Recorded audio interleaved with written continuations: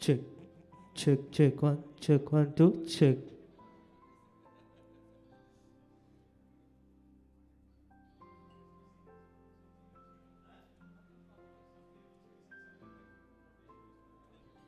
Good evening, friends. Good evening, friends. You just have to bear with us for another 15 minutes. Our chief guest is on the way. So please bear with us at 15 minutes and enjoy your networking. Thank you.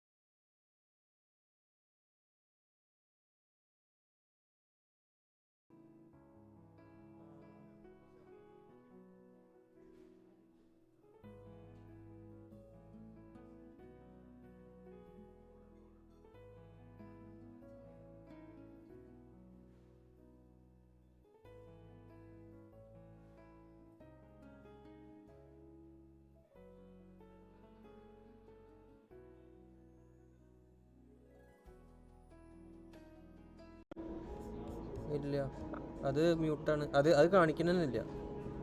ഒരെണ്ണേ ഉള്ളൂ, mic aux പറഞ്ഞ ഒരൊറ്റ തന്നെ ഉള്ളൂ.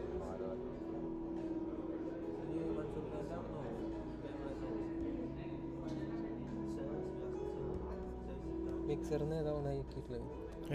മിക്സറിന് ഏതാ ഓണാക്കുന്നത്? എന്താണ്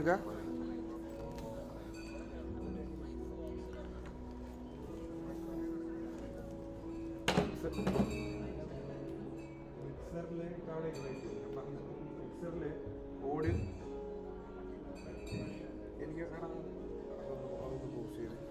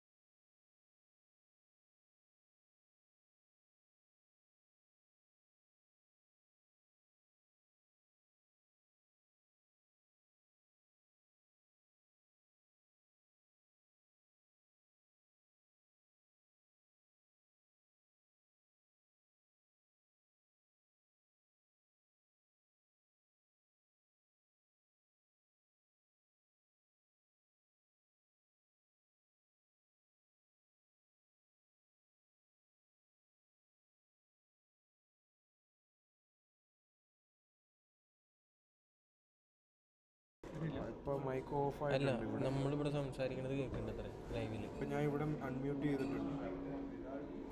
അത് mute നോക്കട്ടെ. ഷിയാബ്ക്കായിട്ട് ഇപ്പം ഇത് പിടിച്ചേ, ഒരു ഓഡിയോ ഓൺ ചെയ്തേ.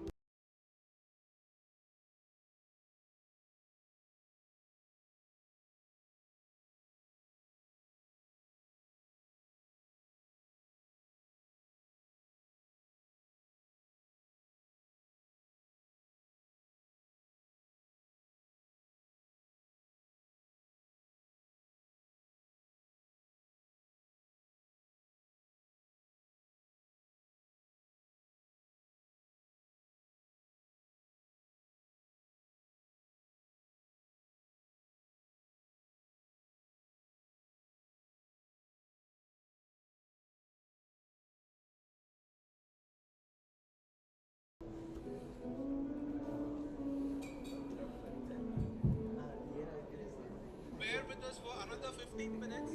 Our chief guest is on the way. So please bear with us in 15 minutes and enjoy your network.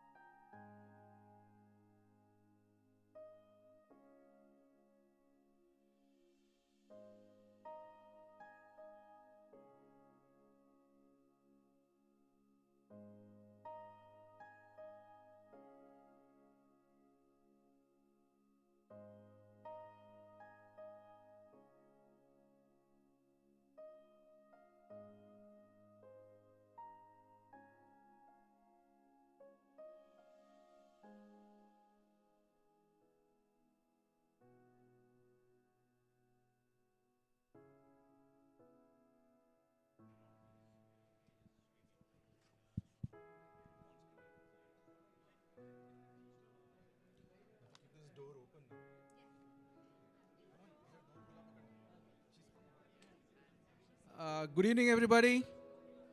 Good evening, ladies and gentlemen. Can I request all to please come into the hall room, please?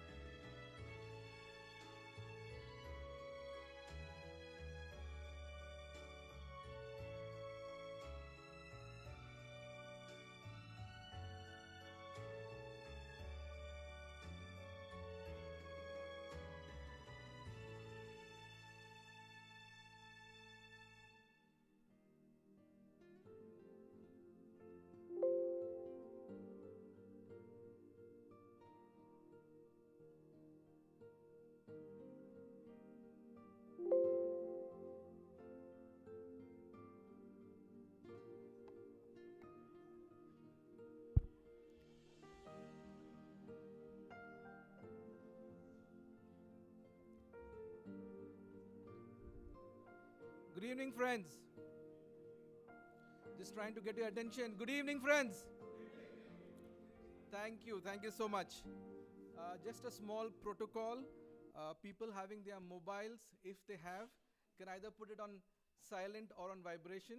I know everybody has mobiles, but requesting all to either put it on silent or on vibration mode.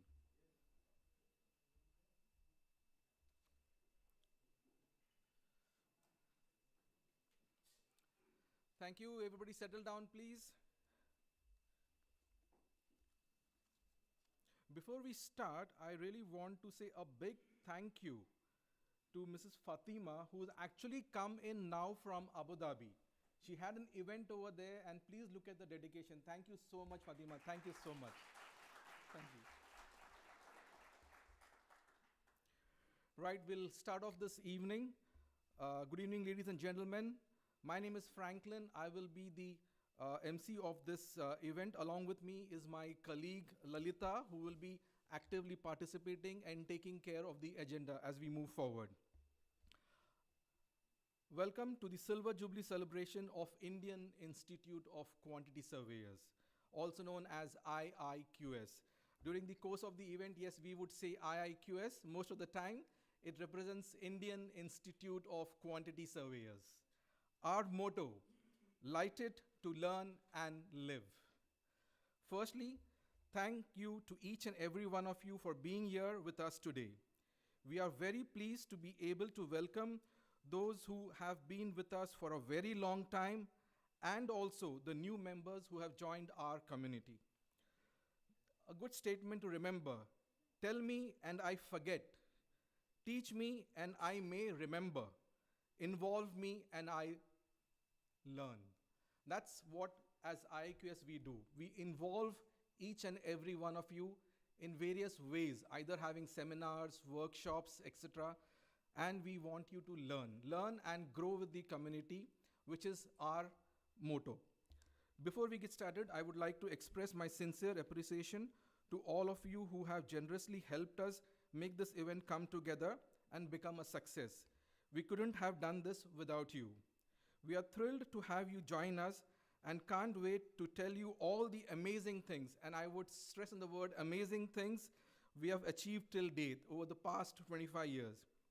As a professional QS community, we are committed to providing you with the best services possible and look forward to exceeding your expectations.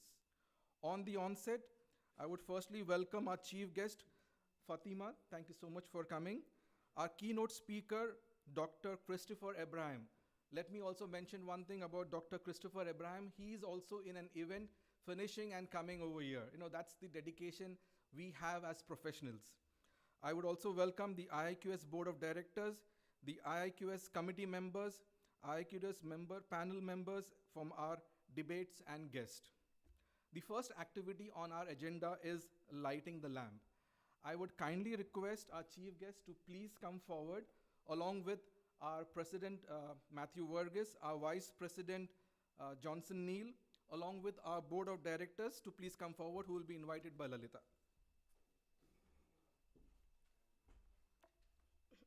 I now welcome on stage IIQS Global Board of Directors, including Syed Aslam, Paul Bankala, Kashi, Pavan and Naveen Kumar, Basavaraj, MC Chair Member Rathod of UAE, Kiran Kumar of Qatar, Dr. B. Ravindran of Hyderabad to light up the lamp.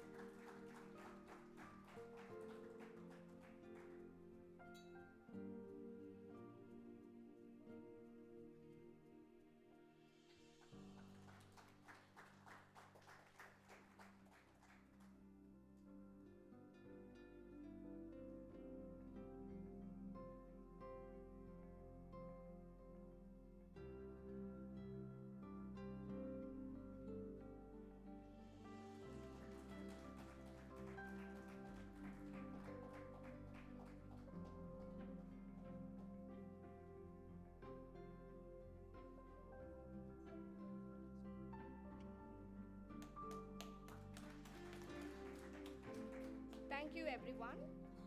We will now play the UAE national anthem, followed by the Indian national anthem and request everyone to stand up.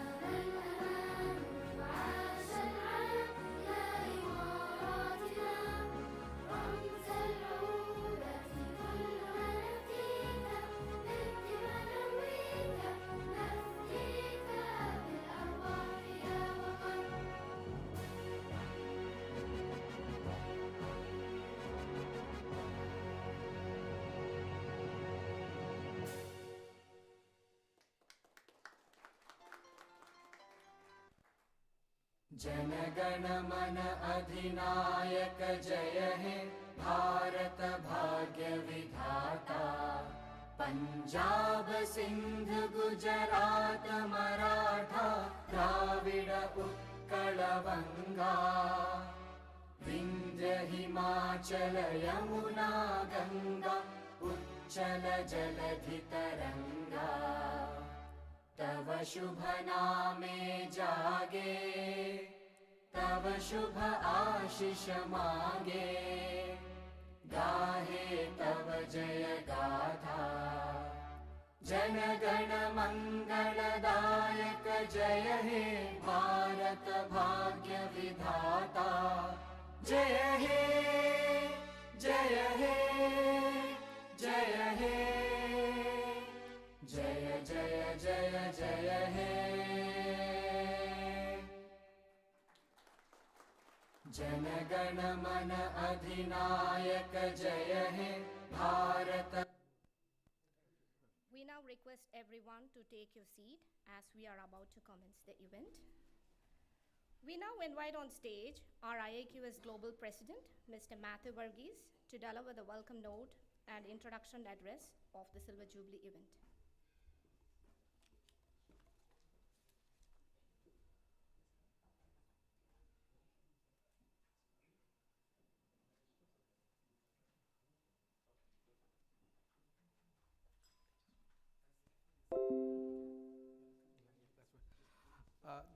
Just one more thing. I really would want to appreciate, as I had appreciated Fatima coming all the way from our event, I would also appreciate and thank Dr. Christopher, who has also come from an event. Dr. Christopher here.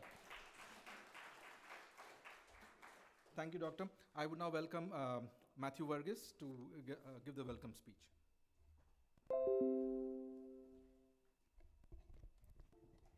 Good evening. Ladies and gentlemen, it's an absolute honor for me to be here today to celebrating Indian Institute of Quantity Survey's 25th anniversary. And I'm so happy to welcome each one of to this magnificent event. Before I do a formal welcome, I would like to give a brief introduction about Indian Institute of Quantity Surveys.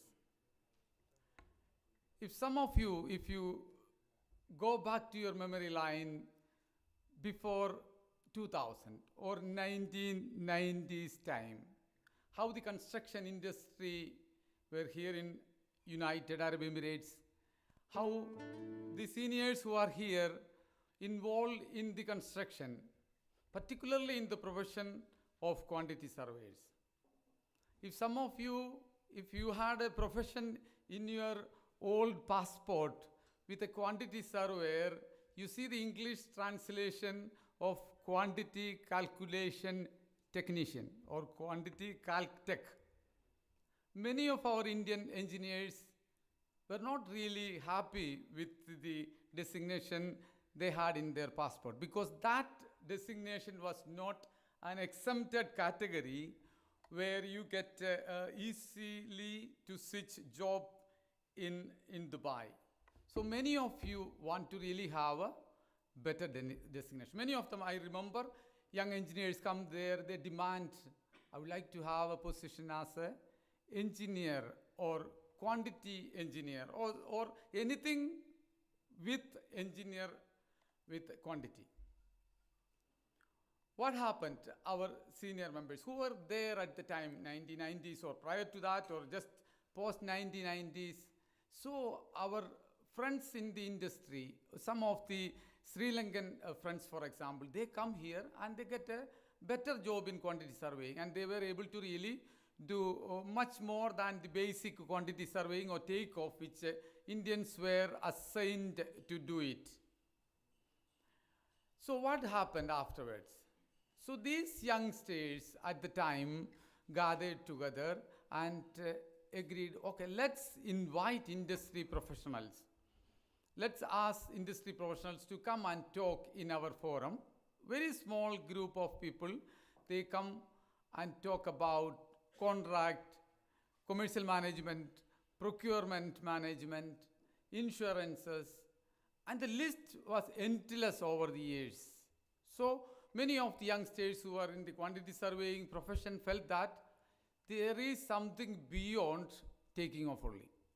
So they were able to get a job in procurement or the commercial management. They learned to really manage the commercial aspect, forecast, cost value reconciliation. They start really enjoying the job. So they thought actually there is something beyond even engineering degree we can get from quantity surveying.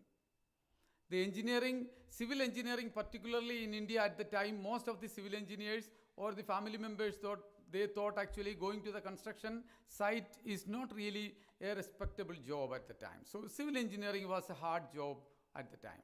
So many people, those who started here in quantity surveying felt actually this is a little more respectable than possibly being at a site as a site engineer, because they were able to expand their knowledge in various areas. So you name few: procurement, contracts, commercial, or dispute management, insurances, and so on. The list went endless actually. I've been in the early stage of the job. I was able to really involve in all this area, planning, all that area, get the planning of job, forecast of the job, the estimation, tendering, there was a lot of area where we could expand. There are youngsters who are coming from India. We were also able to really guide them, to orient them to get a job. We were not able to offer them a job, but we helped them to really get into a place pretty easily, because they know that not only I am going to look for a job in a construction site as a site engineer, so I am able to really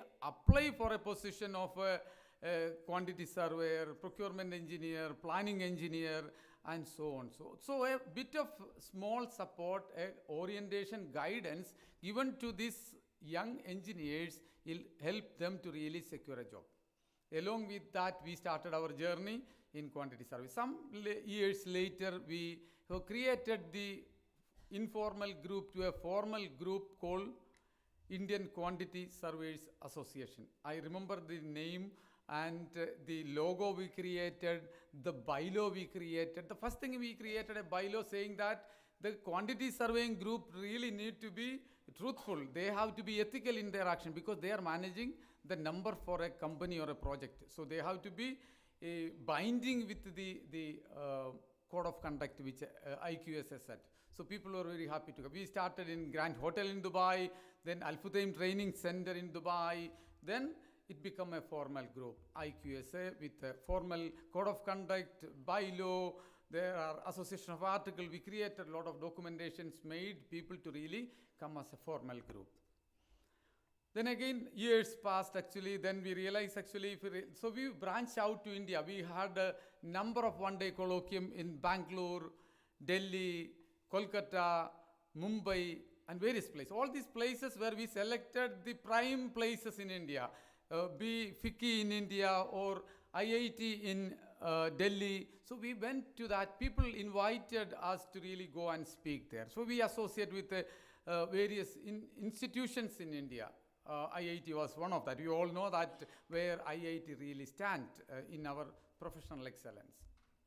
So then we realize actually when we go there and tell actually I am from Iiqs, they will ask what is Iiqs, where do you really stand? So we realize actually there is something beyond that it is required. So we then decided to register this as a professional institute. Then we thought about Iiqs, what is going to be the name? So we said IIT, Indian Institute of Technology. There should be something similar to that actually. We said actually, so somebody came up with the idea, say Indian Institute of Quantity Surveys. We said, fine, sounds great. Let's try to get the name registered. So we tried. We were successful in getting the name. So we registered under the Company Act in Mumbai, Indian Institute of Quantity Surveys in 2011, October. Then again, to submit the document in the authority, we had to have a bylaw, we have to have association of article, memorandum of association, and a large document we put together to submit and got it registered. Then we start our journey anywhere, everywhere in India. We had Middle East in Qatar, Saudi. Then we went beyond. In 2015, we become a coalition member of the International Cost Management Service. That ICMS, we become the coalition partner of ICMS. So we had various meetings in Athens, UK. We were part of the institution who are actually writing international standards such as the life cycle costing, the carbon emissions, the consistency in carbon reporting, all those we become part of the standard committee. And to naming actually, Sini is a standard writing committee member of ICMS from Indian Institute of Quantity Surveys. It didn't stop there. Then we were invited by International Ethics Standards, which is the IES coalition. IES coalition is an international institution. Too many countries part of that one. They were a group of professional organization came together to write an ethical code for the real estate industry around the world. At the time, I attended various the real estate collaboration events. One of that was in Athens, FIAPSI. It's a very high-flying group of people, rich, magnificent, elegant place where to go. You know, all very rich, wealthy individuals who came together to really celebrate their success in FIAPSI. So we were part of FIAPSI, but we were shadowing them and saying that, you know, we wanted to regulate you guys actually. They were asking, why you want to regulate us actually? We said actually, in the industry, we do not see that, you know, the transparency is there. There are some of them were very happy to really welcome us. We started our journey. So written the code of conduct for the world around, for the real estate and construction and land around. So Indian Institute of Quantity Surveyor can proudly say that we are a coalition member of the International Ethics Standard Coalition. Mr. Johnson is the trustee of IES. So we have a proud moment to celebrate. So our mission is to really provide excellent topic, the CPD, that is continuous professional development for the members. We are giving the competency enhancement program for the members to excel and get the international chartered membership with various institutions around the world.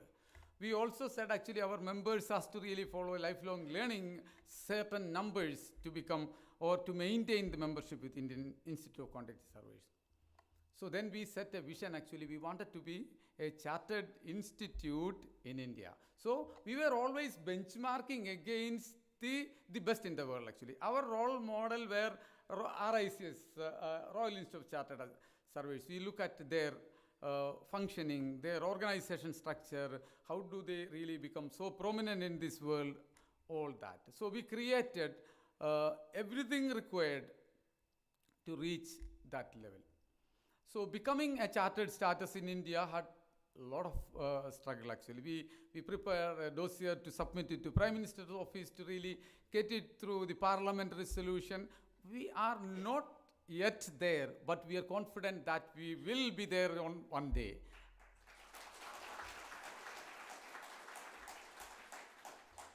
That's the brief of Indian Institute of Quantity Surveys. There are much more for us to really talk, but today being an event where we do not want to really stretch too much to really take you through details.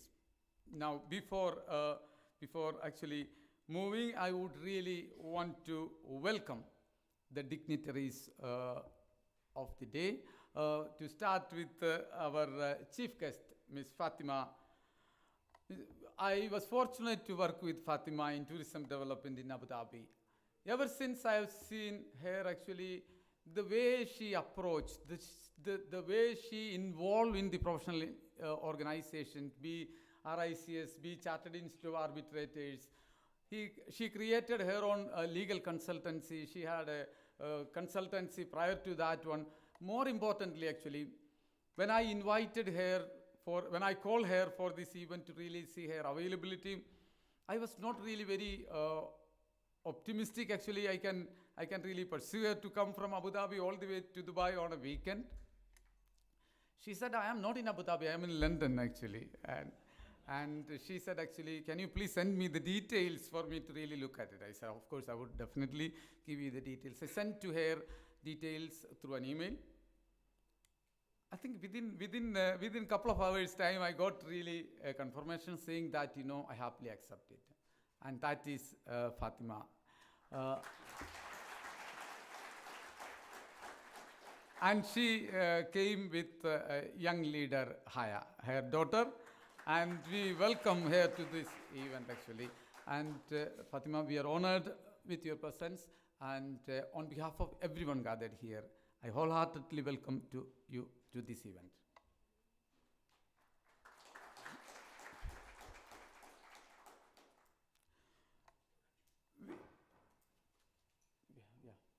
We have a tradition to really give a bouquet when we call the chief guest to the event.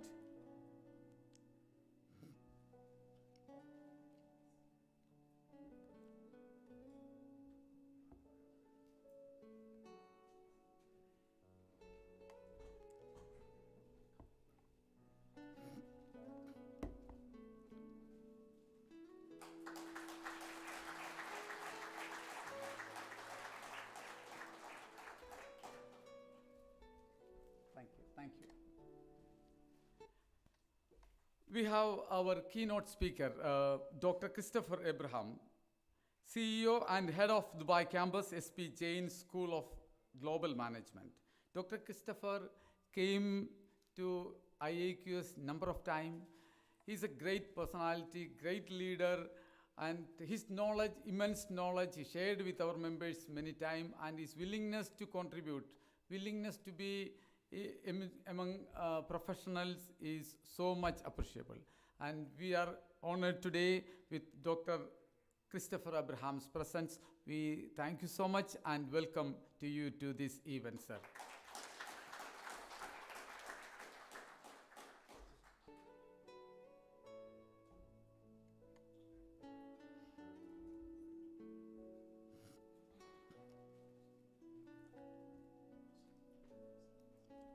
Assalam, please come and hand over the bouquet to Dr. Abraham.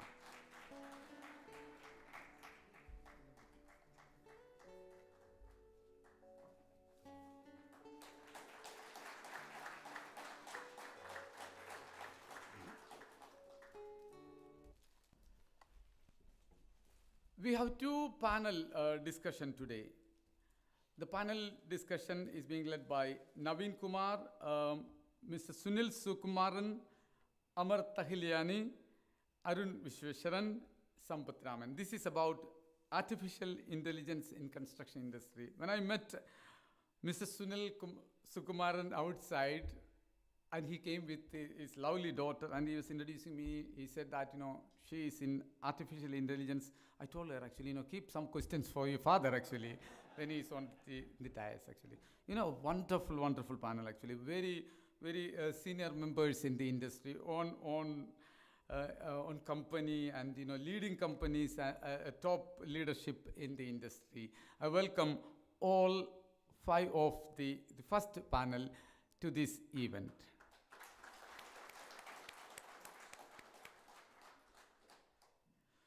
We have the second panel is led by Dharmender Pardasani, which is participated by Said Aslam, Kashi Vishwanathan, Ajit Philip, Sinimol Naushad.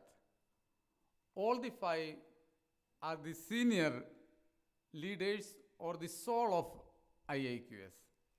And their continuous support, dedication, actually what we see here tonight.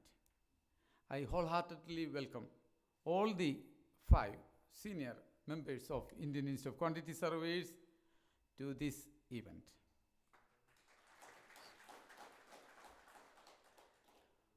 We have a young talent here, Sarah Binu. When we asked to write a paper on a subject, and we announced that whoever write the best paper will get an appreciation tonight. I hope that she is here tonight. I welcome Sarah Binu to this event.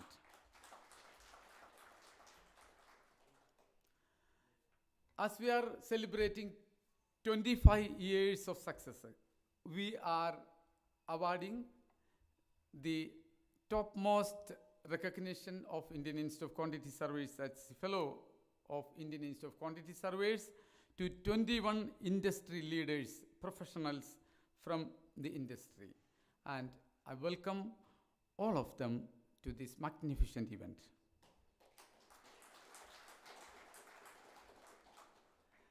As part of the celebration, we have a magazine we prepared. This magazine contains various articles, various technical papers. I think it's worth to really have this magazine for all of you, and which is supported by 21 companies from UAE. They supported. They were most of these companies are supported to IIQS for the benefit of the industry. I welcome all this company or their representative to this event. We have NTV, our TV partner, JP, our photo and video partner, Khalid Times and Augment Media. Our members, member council from various parts. We have member council leaders joining from Qatar, Dr. Ravindra, Dayanidhi, Kiran. We have members from other parts of the world attending. And that's the one beauty of things. Actually, you sit in a forum, you see your colleagues who are your well-wishers, the member council leaders leading other part of the world is attending the event. That's great to see. We also wanted to recognize the Pullman hotel staff.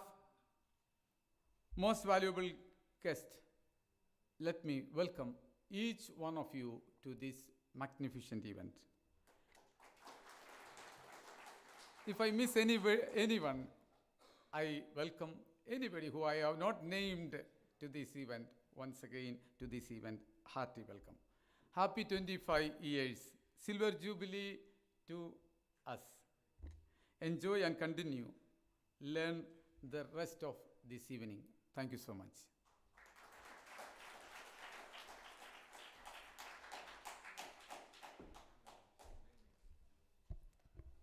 Thank you, Mr. Matthew, for your warm and eloquent welcome speech. Your words have set the perfect tone and created a welcoming atmosphere for everyone present here. I now welcome our IAQS Global Vice President, Mr. Mel Johnson, on stage to shed some light on the history and achievements of IAQS till date since its origin.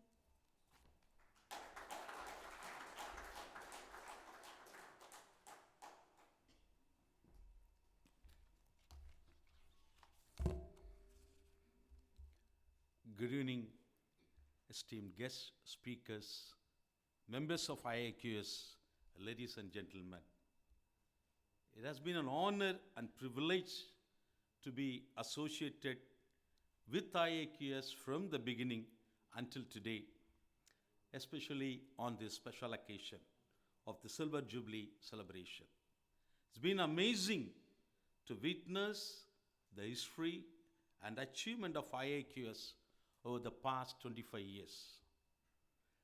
Let me, although Matthew spoke about that, let me take you once again back to the early 90s in the UAE for a moment.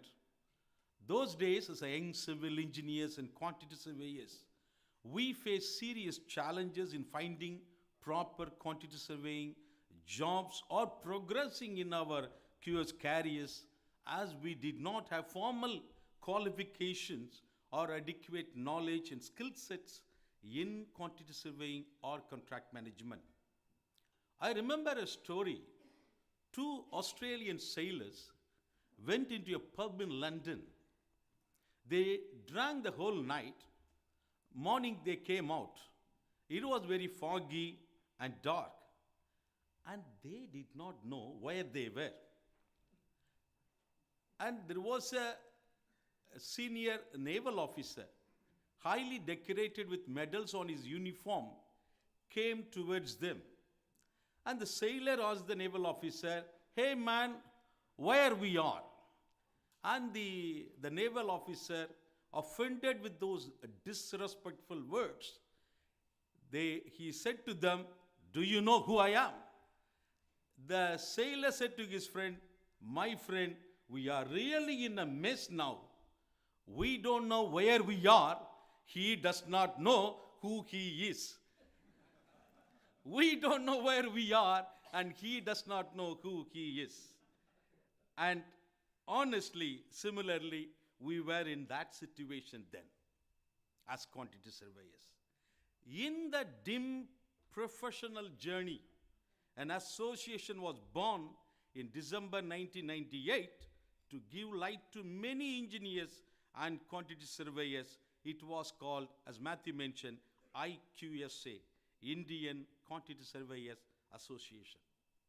Some of our old friends who understood the challenges faced by the engineers and quantity surveyors met together in a restaurant in Karama. Apart from eating pakoda and chaya, decided to form a group with the simple objective of learning together and sharing among fellow engineers, quantity surveyors, commercial and contract managers. They selflessly worked together for its development in those early stages. Despite many challenges, several other members who are still serving as directors and office bearers joined the IQSA and carried forward the institution with sincere and selfless services.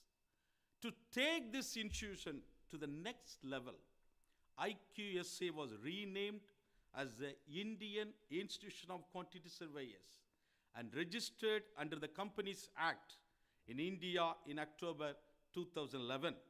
Its motto is "Lighter to Learn and Live," which is why the IIQS logo has a burning candle, which signifies giving light to the world. Although in the early stages it was primarily present in Dubai, IIQS now expanded globally with a strong presence in Qatar, Bangalore, Mumbai, Hyderabad, and Delhi. Talking about CPD events, the senior members of IIQS realize the Indian engineering degree or diploma does not adequately cover subjects such as quantity surveying or contract management. Accordingly, in those early stages, smaller study groups were formed to enhance skills by pursuing further studies from internationally accredited universities. But more importantly, the CPD events commence, which are held regularly until this day. I still remember the CPD that was conducted in the DUTCO compound with around 10 to 15 members. IIQS has been organizing industry experts to share their wealth of knowledge with our members. The CPD also allows members to interact with each other to create networks. I can confidently say many members gain extraordinary knowledge and skills through this CPD. We are grateful to several speakers who have supported us. I would like to mention a few names who have been regularly supporting us. Professor Sam, can we give him a big, big round of applause?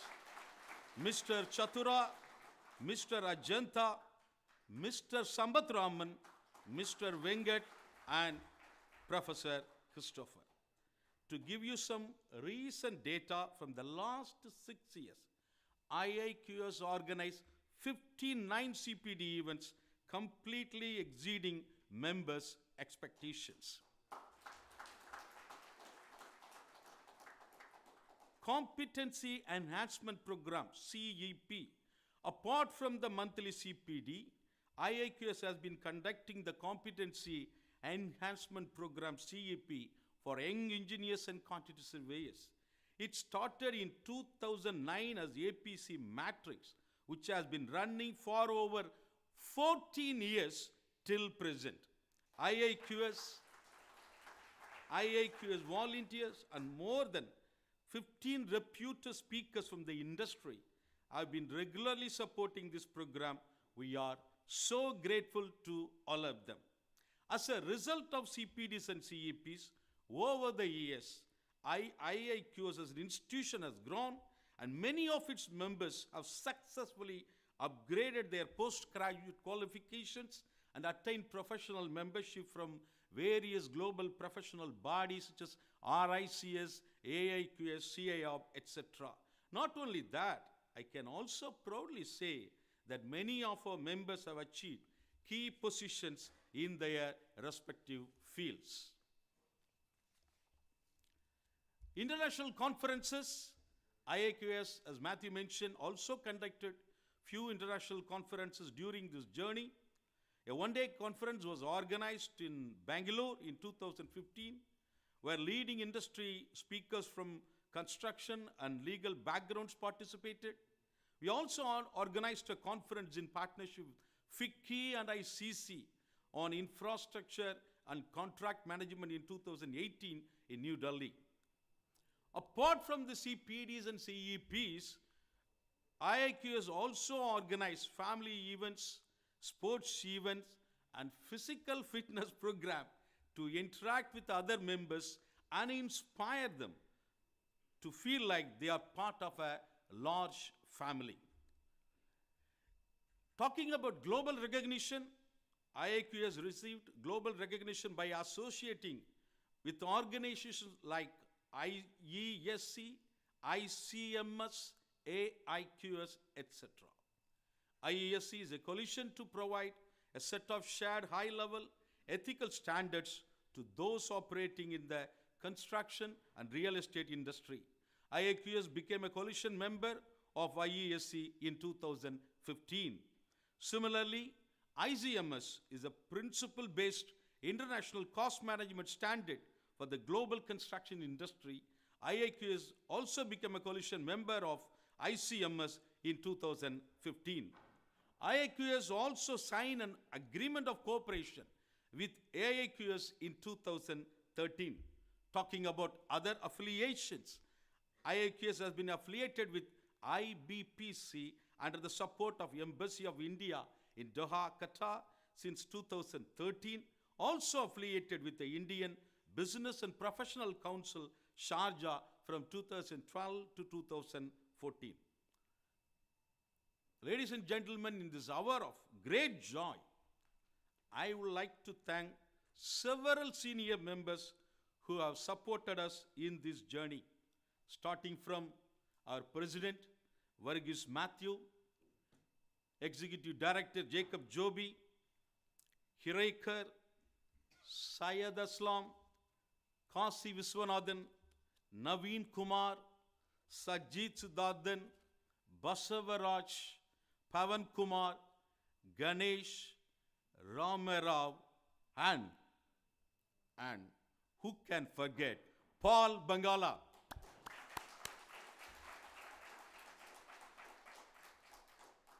Apart from the directors, former directors who have been continuously supporting IIQS, Mr. Dharmender and Franklin Joseph. current member council chairs and vice chairs, UAE, Rathod and Ajit, Qatar, Kiran and Dayanidhi, and India member council chair, Dr. Ravinder, Dr. Mihir, Santanu, Madhumita, Sandeep. There are many past chairs and vice chairs who are attending this event. There are committee members, current and past members. More importantly, our guest speakers for the CPDs and CEP. As a conclusion, dear IIQS members, success is a journey, not a destination. Success is a journey, not a destination. Look forward the future with our goal in mind, which is to, as President said, enhance awareness of the quantity surveying profession in India, substantially increase our membership and form IIQS chapters in more cities in India and around the globe.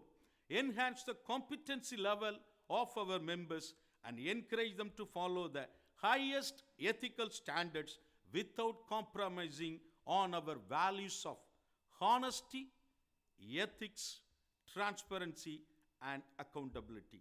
Honesty, ethics, transparency, and accountability. The next 25 years are in your hand. The next 25 years are in your hand. Come and receive the baton from us and take this great institution to the next level. Thank you so much for listening.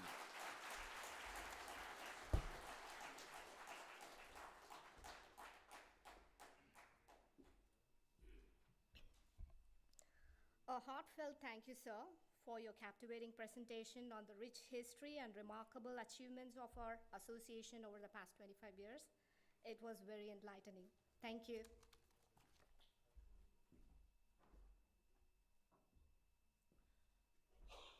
Thank you, Neil, for the wonderful lecture about IIQS. I hope everybody's still awake. Everybody's awake? Thank you. Our next item on the agenda is to welcome Fatima. But before that, it's wonderful to see her daughter here. Can I please request you to stand if you don't mind? Can we, and also I have heard that Sunil Sukumaran's daughter is here. If she can stand, they can possibly be our future quantity surveyors to welcome. Thank you so much. Thank you. Please take your seat. Right. So I'm going to speak about Fatima Balfiq. She's a UAE bar member, chartered arbitrator, MRICS, FCIPS. Fatima Balfiq is a UAE certified advocate specializing in arbitration, mediation, and business consulting. Her critical thinking skills and ability to provide innovative solutions are matched by her commitment to building strong and trustworthy relationship with clients on a personal level. Fatima is an adjunct lecturer in law in Middlesex University, Dubai, and has over 20 years of experience in government and semi-government entities in Abu Dhabi. When she led contracts and procurement functions with a focus on dispute avoidance and corporate governance. She has extensive experience in commercial, legal, and operational matters across various sectors, including construction, finance, and banking. I would now request Fatima to please come forward and speak about maybe UAE, about the cultures that we have, the construction sector, so we all have an in-depth view about it.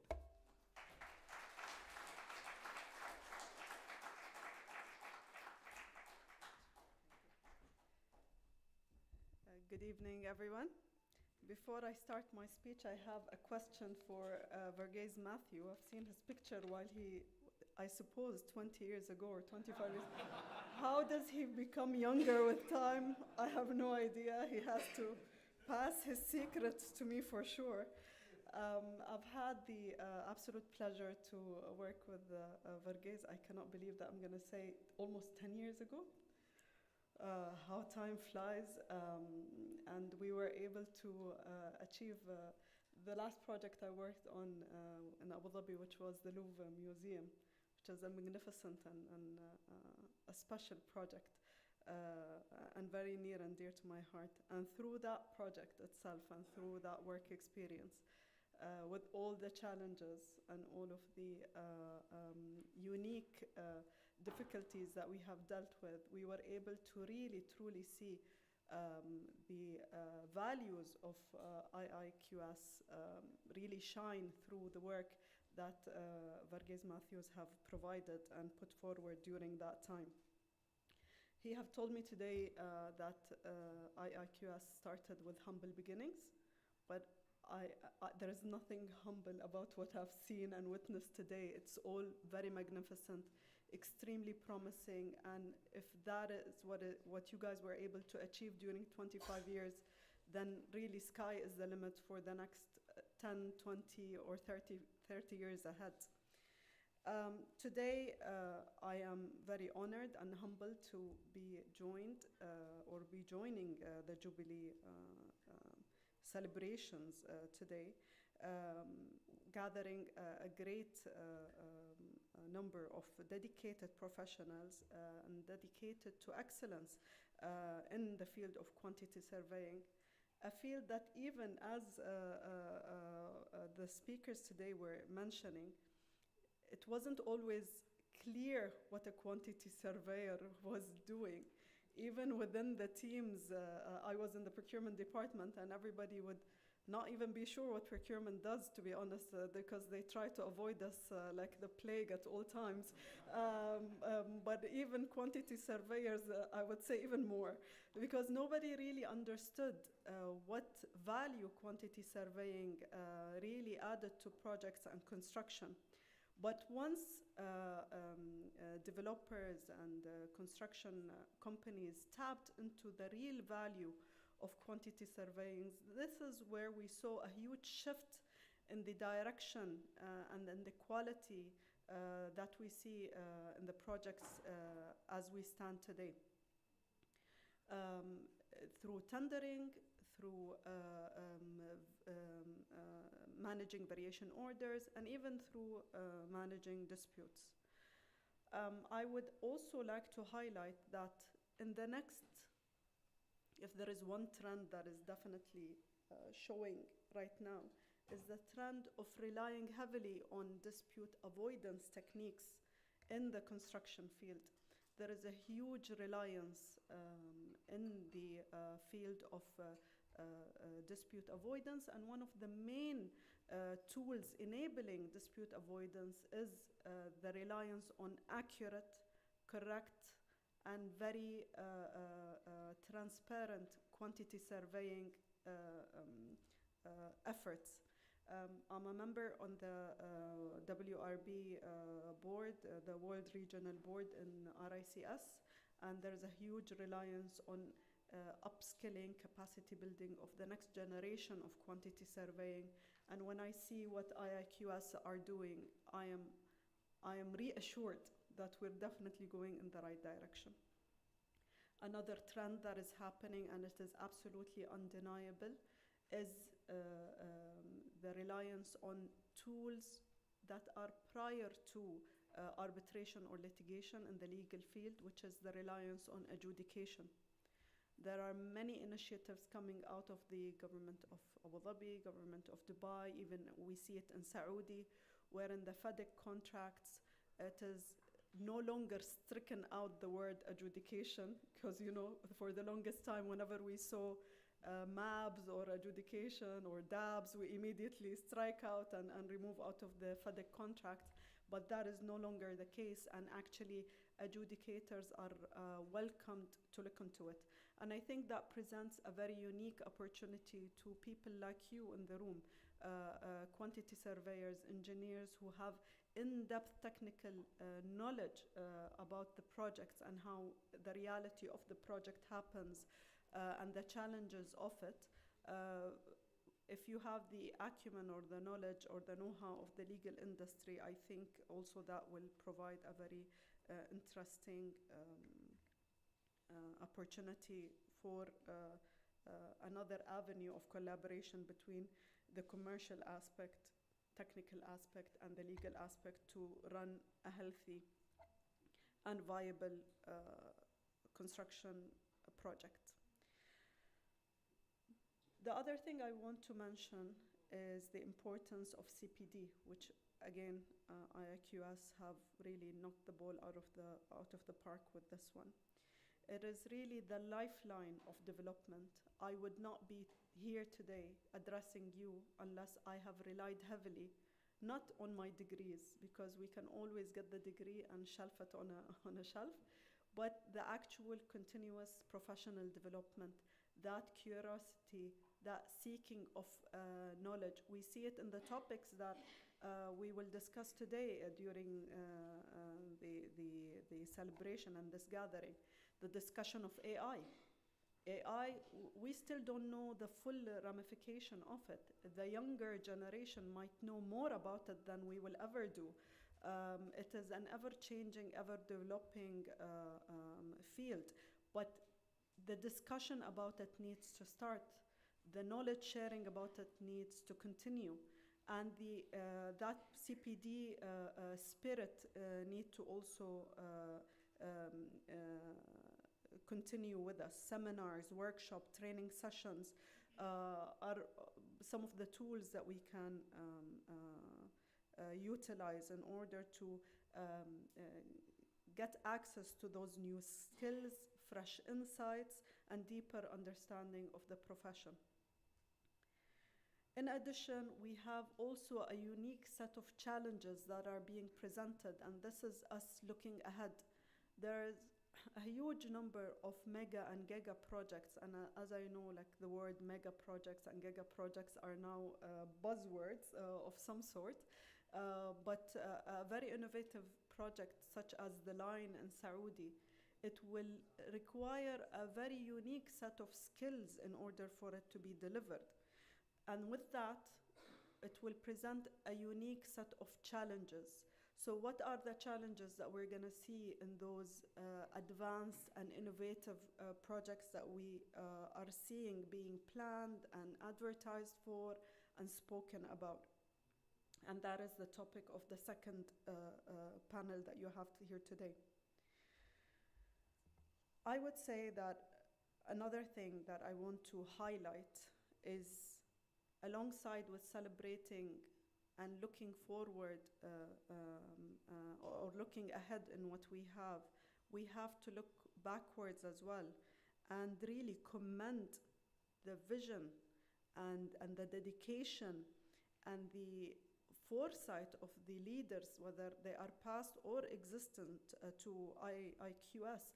I was really taken aback about how much dedication and how much belief they had in this small group of people, and where they really drove it ahead, and to be able to stand here before you and celebrate 25 years and to celebrate those humble beginnings, as it was explained to me, to something so magnificent and something to be absolutely proud of. As we embark today on this journey of exploration and knowledge sharing, let us be inspired by this legacy and the leaders, and let us embrace all the additional opportunities presented to us by the new technologies we have available, the existing technologies that we use, although we don't really acknowledge, because usually people think about AI and the futuristic AI. But if we think about our day-to-day activity, we still use a lot of robotics. We use still a lot of AI as well with all the reporting that we do. I still remember, and I will expose myself here a little bit about how old exactly I am, but I still remember when a lot of the quantity surveying work was done in not even an Excel sheet, but an actual logbook, and then we moved into a typewriter, and then we moved into Excel sheets.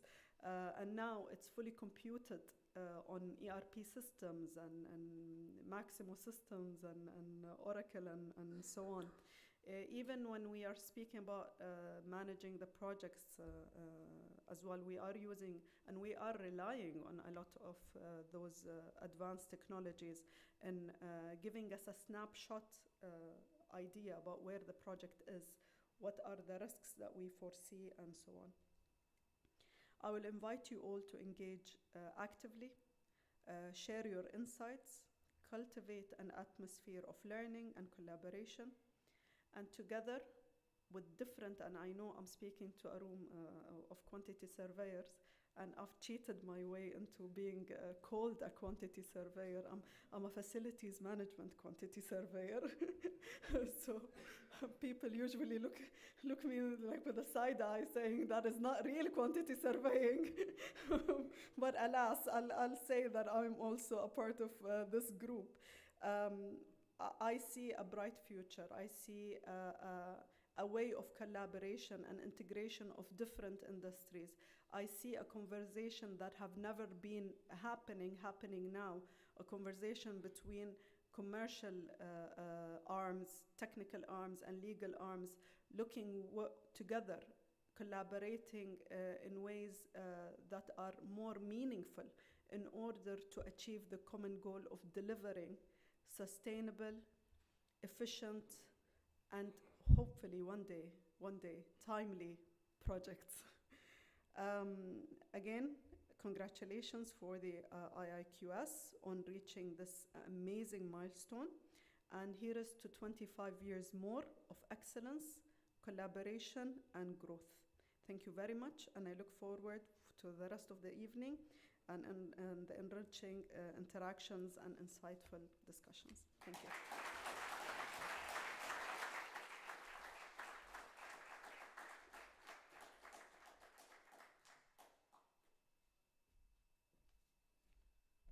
Thank you, Fatima. This was very enlightening to know about the ways she looks at quantity surveying as a profession. It's indeed great to understand how the people from the Middle East, the local community, look at professional quantity surveyors. We also have a friend over here from Shoba, who's also a local. Faisal, hi. Thank you so much for coming. Welcome. Right.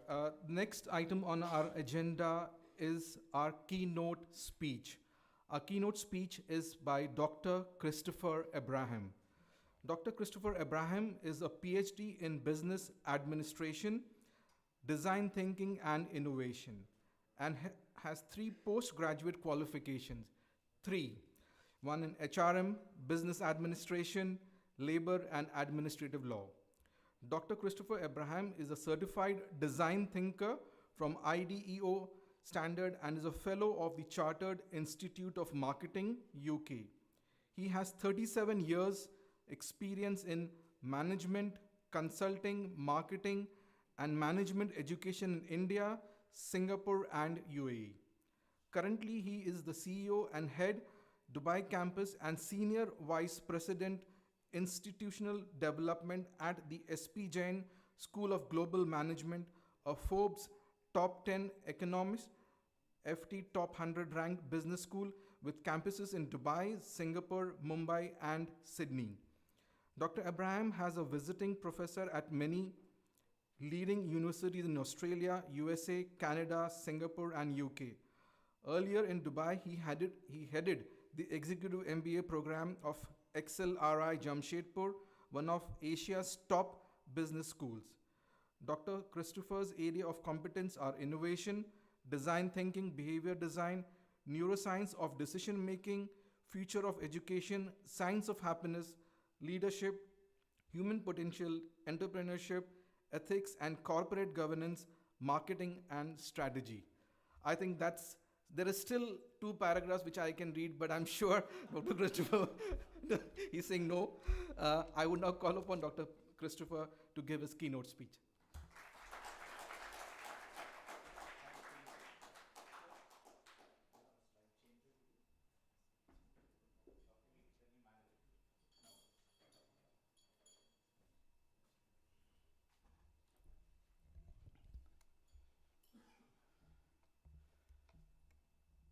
Dignitaries, Honorable Chief Guest, Ms. Fatima, ladies and gentlemen, a very good evening to all of you. We have the hard quantity surveyors. We heard that we have a cold quantity surveyor, and you have a non-quantity surveyor who is going to attempt to deliver a keynote speech on the 25 years of the glorious history of the Indian Institute of Quantity Surveyors.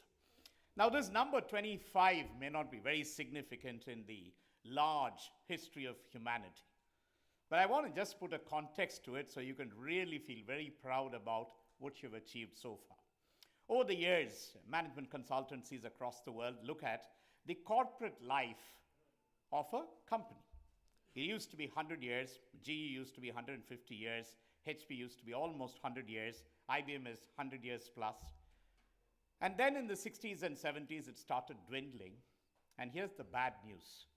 As of 2005 onwards, the average corporate life is anywhere between 15 to 20 years. So if you've crossed the threshold and reached 25 years, that's a remarkable achievement which should get a big round of applause. So as I said, I'm a non-quantity surveyor, non-civil engineer. I attempt to wear different hats, and in the process I learn. So when respected Mr. Eben Johnson requested, would you like to do that? Which professor would not like to talk to an audience? I jumped at it. I said, I'm going to do it. But then I started mulling over. I said, Lord, give me the good wisdom to speak to a bunch of engineers on something that I have no clue about. And this is my feeble baby attempt at trying to reimagine the future of construction and the role of Iiqs. So if there are any aberrations in between, you will have to forgive me. I've already given the disclaimer. I'm a non-quantity surveyor. So, I don't know how many of you are familiar with this term. This term became very popular. It had metaphysical interpretations. It had conspiratorial interpretations. This was the term they used immediately after we all sighed, heaved a sigh of relief after we all got triple vaccinated.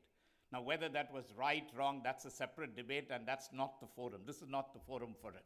Whether vaccination is right, vaccination is wrong, would not do that. But after that, the World Economic Forum came back and said, it's the Great Reset. And what did they mean by that? They said everything that we did the way we were doing it is not going to be the way we will do it in the future. Because COVID taught us many powerful lessons. It's a matter of perspective, and I'll come back to that later. So, we all complained that we had to stay back at home. But if you look at it positively, we had a lot of quality time. We never realized we had loving people at home who will take care of you and then serve you food time and time again. We also knew that we had pets who would love to come and cuddle around with us. We had forgotten all that in this mad quest towards running towards performance and efficiencies. And here's the best part. And we as a business school, a top leading business school, did a very strange experiment for no choice. Not that we had multiple choices and we chose the best. So during COVID, we said, hey, how do we monitor our staff members? The first thing we did, which was a good thing, is that we will not lay off any of our staff members. We're about 500 plus across different campuses. And so we said we'll not lay off anybody. And that message came out loud and clear. And then we said, how do we monitor? Because monitoring is another important dimension of surveying. And we said, we can't. How do you monitor? You can't put CCTVs on, at your houses and see when does this guy check in, check out, and all that. Long story short, we decided this in March, April 2020. Fast forward February 2021, revenues were up, our number of programs were up, our number of enrollments were up, and all of us got increments and bonuses. Staying at home. Maybe there are new business models to ponder around, right? That was one lesson. There were many such lessons we learned. Some of us who were tech-phobic also learned there are things like Zoom and Teams and Google Meet that we could talk to people across, right? We also realized that business class is not the only way to travel. You can travel sitting in your couch. So there are a number of interesting things that we learned. We also learned that there were peacocks and deers in Dubai, which we never knew because we never allowed them to come out and meet with us. All these interesting things, that I believe is the Great Reset. So, and then, how many of you read newspapers in this audience? God bless you guys. I think you should avoid. I'll tell you why.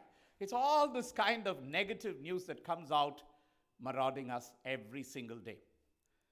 But the reality, this is really true. I don't have time, otherwise I'll go on a complete spiel on this. The reality is, the world of almost 8 billion people has many beautiful things happening every single day. And I'll give you one simple example. This afternoon, we're doing a very interesting program, Small and Medium Enterprises, which is what I got a little delayed. We had this amazing Italian lady who is an author, a playwright, a singer, an actor. Now she says, I don't do any of this for making money. I'm interested in doing liver transplants for children who have been displaced in Gaza. Are you with me, friends? That's the reality, and there are many such Demaras, that's her name, who are doing these kind of beautiful things, but what the media portrays is this negative side. That's a negative narrative. There's a neurobiological reason behind it. We'll not get into it. You may want to find out why negative news sells. I believe the opposite, that we live in incredible times. And incredible, in my opinion, is an understatement.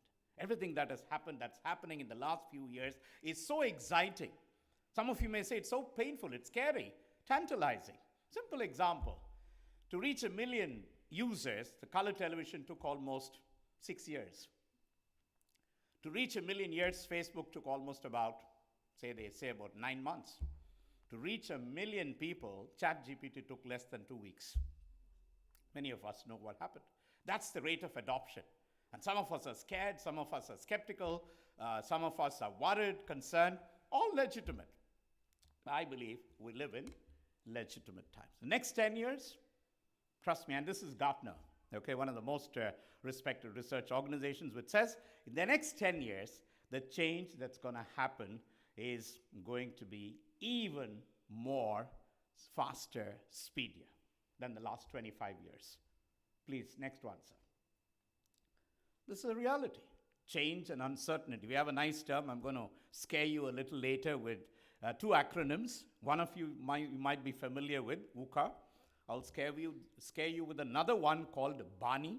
Okay, so hold your breath. But I'll also leave you with antidotes, because when we have pandemics, we need antidotes, so don't worry. So how do you see the future, right? And if I ask you, I used to be in consulting many years back. I was part of a team that launched Titan watches to the world, part of a team that launched Moods condoms to the world, worked with the National Biogas Program, worked on the National Family Welfare Program, a number of very exciting, interesting areas. And believe me, we used to give 5-year, 10-year, 15-year roadmaps for companies. I still remember writing a 15-year roadmap for a company called Titan Watches. Some of you may know. We said you're not a watch company or a lifestyle company. 5 years, 10 years down the line, you need to get into lifestyle products, so on and so forth. Today, if I do it, I'll be making a lot of money by lying through my nose, because I don't know what's going to happen tomorrow. Are you with me? Somebody decides, that he wants to bomb some general, and then he tweets about it, and then bombs the general in the morning. You may want to guess that. That's a quiz question for you. How do you see the future? 1 minute, so go back. Okay, go back. So I want to set a context to the rest of the conversation for the next 10 minutes that I have with me. I'm going to show you a video, and that video, I believe, should change your perspective about the future.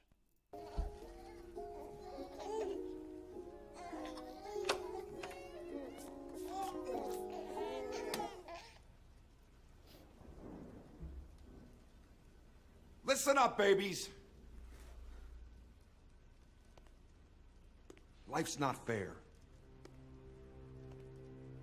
You get no say in the world you're born into.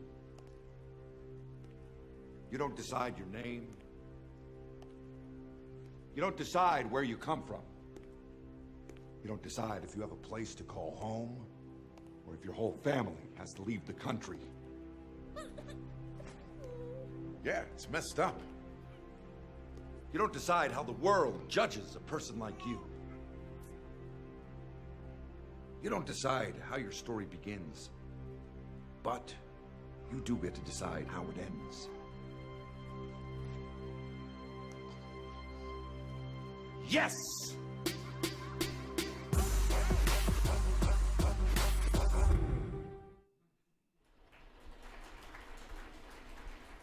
It's still not over.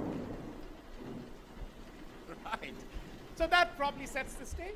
We don't decide where we are born. We don't decide to whom we are born. We don't decide our names. But we certainly get to decide the rest of our future. That's for every individual sitting here. And for IIQS as an institution, you set the stage. Mr. Eben spoke about passing the baton.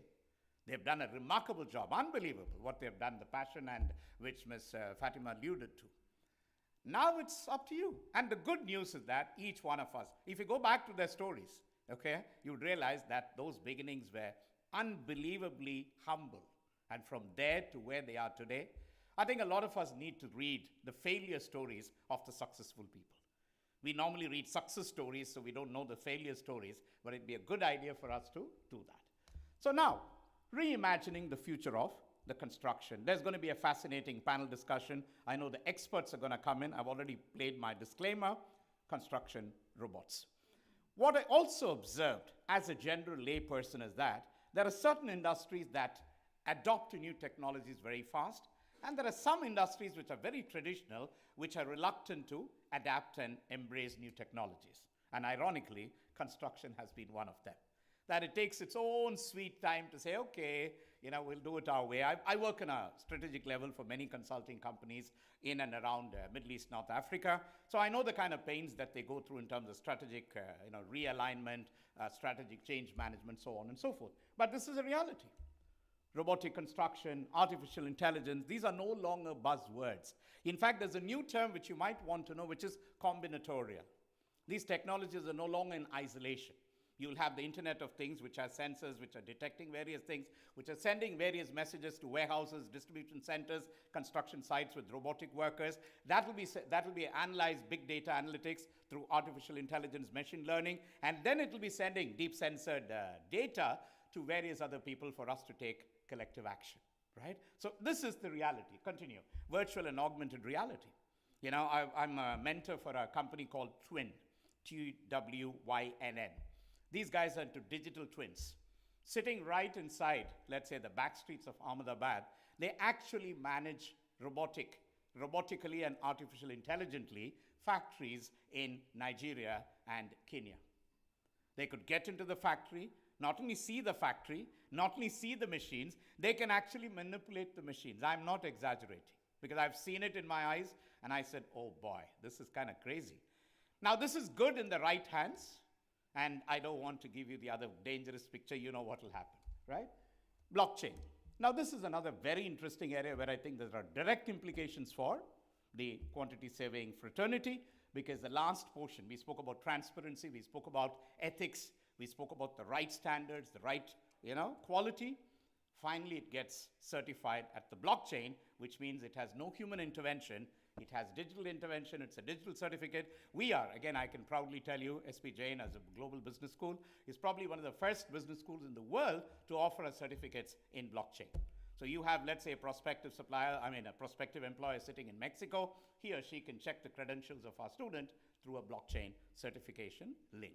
So I think this is where the world is moving, augmented construction workers. We have a nice term for it, exoskeletons. Exoskeleton is like, augmented. So let's say, for a very interesting way to look at it, God forbid there are a couple of our construction workers who have lost their ability to use it. Exoskeleton technologies today can augment their human hands to actually replicate and do the stuff that they do in a much more dignified, much more significant manner. So this is another area. Digital twins I spoke about, a fabulous area. So even before you build the construction, ma'am was speaking about mega projects and giga projects. Now these can't be just, it's not just about pit models. You need to see all the implications, the futuristic scenarios, and all of that can be done through digital twins. So this is another fascinating area that's going to come. 3D, we are very familiar. Dubai, we are fortunate to be in a city that's way ahead in these technologies. So we know 3D offices, 3D buildings. But the next future is going to be 3D combined with 4D. How is 3D different from 4D? 4D brings in the element of hologramic projections and gives us a flavor in terms of how the look and feel will be when it is real. This is another exciting field, friends. And I want to allude this to a completely different industry. So 2005, I used to consult with petroleum companies in Africa. So one of the fears that they had was, thanks to a bunch of academic researchers who said death of oil. And they could have left it with that. They said death of oil, ... death of the world. So all these guys started panicking. They said, oh my God, what's going to happen? Prof, give us some. I'm not a prophet. I'm not a guy who's going to project and say, oh, you're going to live long for 100 years. But I was praying and hoping that things would change. 2007, 2008, something very interesting happened in the oil industry. Many of you know what happened. From oil drilling and oil rigging, they moved on to what they call fracking. First they said, oh, fracking is not going to work. It's not cost efficient, blah, blah, blah. Finally, long story short, fracking was as inexpensive as drilling. And then they said, okay, fracking is the future of oil. While we were talking about it, there was a big chorus, thanks to COP28 now. The chorus is now really echoed many times over. They said, no longer, end of fossil fuels. And this has been fueled by 15-year-old, 16-year-old kids. That's their future. We are killing it, and they're saying, you don't even need to save it, you just leave it. We'll take care, right? Fossil fuels. So now we are seeing new kinds of minerals, metals that are coming in that will completely, radically revolutionize the way we look at metals in construction technology. We need to be ahead. So there again, it comes back to that fundamental thing that has been the eluding aspect, CPD. I have a different term for it. You call it whatever professional name you want, but in your life, if you want to survive and thrive, the only way you can do it is to learn, unlearn, and relearn. And it doesn't stop there. It's a cycle. Then again you learn, again you unlearn, again you relearn, which means in your context as engineers, as quantity surveyors, these are some of the, one minute, sir. These are some of the areas. I don't expect you to become an expert in blockchain, but you definitely need to know how it applies in the construction industry, in the quantity saving industry, advanced metals, what are those things that are coming up? Fascinating stuff that's happening. Fascinating. I mean, it's an understatement. And you need to be at the cutting edge to be aware of what's happening and then be prepared for it. Smart cities and buildings. This is the combinatorial thing that I spoke about, where houses will be speaking to parking lots will be speaking to cycling systems, cyclings will talk to transportation systems. There's some absolutely amazing stuff happening. I also happen to be on the advisory board of the RTA, Road and Transport Authority of Dubai. So the kind of conversations we have are mind-blowing, the kind of future that we envisage for this city and, of course, for UAE in general. So that's where it's moving.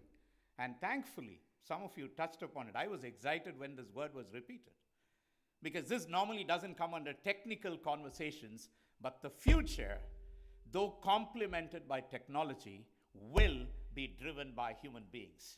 And that's where this factor comes in. It was further validated when you said that you not only believe on it, but you have a coalition partnership with the Institute of Ethics Standards, right? So that's, I think, these are things in the steps in the right direction. And this is where the big message comes across to you, that you have to continuously keep upgrading yourself. I want to share a personal story. I just said I'm a non-quantity surveyor. I started life as a literature graduate. Today I speak in forums on artificial intelligence. I speak on forums in neuroscience. I speak on forums on behavioral modeling, right? Not because I'm an expert, but because I keep continuously upgrading and upskilling myself. And today the world of knowledge is always available for us, and I think we need to take cognizance and move forward. Last but not the least, AI can't replace human leadership. AI will do a lot of fascinating stuff. Let's be honest about it. It's going to beat us in Go. It's going to beat us in chess. It's going to beat us in double jeopardy. So don't try playing and attempting to say, I'm going to beat AI in chess. No, don't waste your time doing that. But what you can do is, if you become a better human being, and this is validated by the World Economic Forum. I'm not just giving it from my head. Skills like collaboration, skills like teamwork, skills like empathy, skills like compassion, skills like love and forgiveness, skills like working together in teams, critical thinking, problem solving, creativity, imagination, design thinking. These are going to be the key skills that will take you to the next level. Let AI do all the mundane jobs, all the dirty stuff that's mechanical, routine, automated. Let us do the wise, intelligent, human jobs. Last one, the company of the future. The company of the future is a transparent company. Economists have another term for it. They call it the naked company. Today, if I want to know about this company, either as a partner, as a contractor, as a project manager, as a customer, I don't come to you. I don't come to the marketing guy because you're going to give me all the nice stuff. I'll go to all the other places. I'll go to internet. In fact, if I'm smart enough, I will even say negative comments about XYZ company.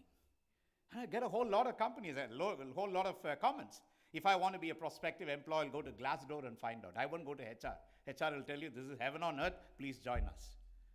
Right? So the idea here is that the future of the organization also has to be transparent. We speak a lot about sustainability, we speak a lot about ethics, we speak a lot about governance. These are no longer buzzwords. In the arena of investment, we call it impact investing. In the arena of business, there's no longer the old crass capitalism. That capitalism is called, karma capitalism. We're moving from that to conscious capitalism. And conscious capitalism, trust me when I say this, revolve around the language of love. I leave you with this final thought. So what's the future organization? The language of love is about, so the question is, who should you love? Let me ask this question. Who should you love? Love is a romantic term, a relationship term. But in a business context, in the construction industry, who should you and me love? If you don't give the answer, I'm going to wait. Okay, customers one. Colleagues. Sir, environment. Sir, you raise your hand. Go ahead. Yes, sir. Myself. Okay, love myself. Sure, it should start from there. Because a lot of us don't even know that. Thank you very much. Okay, I'll give you a very simple formula. It's called SPICE. As Indians, I'm sure you can easily relate to it. SPICE, S-P-I-C-E. S stands for society. You have to love society. Why? Because if you love society, you will produce reasonable, good quality, affordable housing. You will also love your partners. Partners are the two levels in your value chain. Suppliers on one side, distributors on the other side. So you got to take care of that, right? You have to have meaningful, compassionate, empathetic relationship with your partners. You need to love your investors because those are the guys who are going to put the money. And they're looking for return on investment. There's nothing wrong in it. You need to take care of them. You need to love them. The fourth one is, of course, customers, as you rightly said. So they're just one part of the equation. And then somebody said colleagues. That's the employees. So society, partners, suppliers, value chain, right? And then investors, customers, and employees. So the best way to predict the future is to actually predict it. Two dirty words, Uka and Bani. How many of you know Uka? Yes, sir. Okay, go to the next slide, sir. Volatility, uncertainty, complexity, and ambiguity. It can't be worse than this. Yeah. You remember, let's put a context to it. 2020, COVID, 2021, everybody was triple vaccinated. And there were business statistics that were saying business is back to normal. We said, wow, that's amazing. And then 2021, things went quite okay, nothing to really complain. October 2021, they said 2022 is going to be the year of the growing economy. Wow. And they had statistics to prove it. So nobody was wrong. They had business travel statistics, economic statistics, all that happening. And then January, we all started Happy New Year, saying that it's going to be the year of economic growth. Everything was fine. January. February, from first week, second week, second week, there was a new narrative. Will he not? Will he not? And you know who we are talking about. Again, I'm not going to get into the political discourse whether it's right, wrong. That's not our business. But on 24th February, that's what he did. He decided to go and have a quarrel with his friendly neighbor, Ukraine. Now, I don't want to get into it. That's a big, very, very hot area. It's called IMD. If you want, you can check it out. The institutionalized military establishment. Okay, so they have to sell arms, so they'll create fight between two of us and then sell it to you and sell it to me. That's a separate story. So after that, commodity prices went up, supply chains got disrupted, the economy went for free fall. We've still not recovered. And then we started heaving a sigh of relief. Okay, this Ukraine war and all will get over. October 7th, we know what happened, right? This is sad. This is real. This is the volatile, uncertain, complex world. Then Bani, next one, sir. It's brittle, right? Established institutions could crumble. You become anxious. Today you have 6-year-old, 8-year-old children suffering from anxiety and depression. It's non-linear. It's no longer, that's the example I gave you for the adoption. Non-linear. It's exponential and it's incomprehensible. Ask any sensible person, where did COVID come from? You'll get 100 different answers. Some will say it came from the market. Some will say it came from biological lab. Some will say Fauci got paid to put this virus into the world. Some will say Bill Gates funded it. We don't know the truth. All of this and some of it may be true. We don't know, or a combination of all of this. But that's incomprehensible. But I don't want to leave you on a depressed note. I have two antidotes. VUCA. How do I kill VUCA? With the right vision, understanding, clarity, and agility. Let me give you one simple example. They said during the COVID, we were all sitting in front of the idiot box. But I have a slightly different term. We were the idiots sitting in front of the plastic box, either the small one or the large version. What was being shown? COVID here, COVID there, 2,000 people dying in Sudan, 22,000 people dying in Mexico. Then, if it's in Indian national news channels, you have city-wise, town-wise deaths. Now you're looking for where is my state? Where is my, right? They get paranoia, and after that they'll talk to some expert, health expert, and say, he will say, we still haven't discovered where it came from. We don't know how many more people will die. Now you're saying, oh, is it my grandfather? Is it me? Is it? All kinds of paranoia. Let me put an end to this nonsense. Last year, Brookings Institution, a highly respected US institution, said death from COVID, which had by then crossed 7 million, is the 43rd cause of death in the world. I want this truth to sink into your minds. Are you with me? It's a 43rd cause, which means what? More people are dying in cold and flu. Nobody announces it. More people die on road accidents. More people die on drug overdoses. More people die through childhood abortions. But the media told us it's COVID that's killing the planet. Friends, I want you to that's why I asked you that question earlier. How many of you read the newspaper? You need to have media discipline and digital discipline. What you read, where you read, how you get your data are all so critical, so you need to know that, right? So volatility, so go back, vision. So once I know what it is, then I have an understanding. Now I gave you the statistic. Now I say, oh my God, it's 43rd. So what do I do about it? I know that things are getting better. Ma'am spoke about the line, right? Which is one of the most fascinating construction projects. I wish and pray it comes out, sees the light of day, because that will be a game changer when it comes out, right? We are talking about giga projects right here in the Middle East as well. Understanding. Once I have that understanding, then the clarity in terms of what I need to do, in terms of my personal development, in terms of my professional development, organizational development, so on. And the last, most important, the speed at which I take action. Once I know that these changes are taking place, how do I react to it? Agility. Bani, bravery. Now you might say, this sounds nice, a nice, motivational, feel-good stuff. No. All of us have this innate ability, God-given ability. You lose a loved one, you go through a medical challenge, you go through all kinds of challenges, financial crisis. You don't sit there and cry for the rest of your life. You bounce back. Psychologists call it homeostasis. Other scientists call it resilience. But it's primarily nothing much but about the human bravery. So the ability to be brave, to fight back when you see these setbacks. Next one is ambition. A few years back, a professor called Jim Collins coined a beautiful word. He said, BHAG, B-H-A-G. What he meant by that is big, hairy, audacious goals.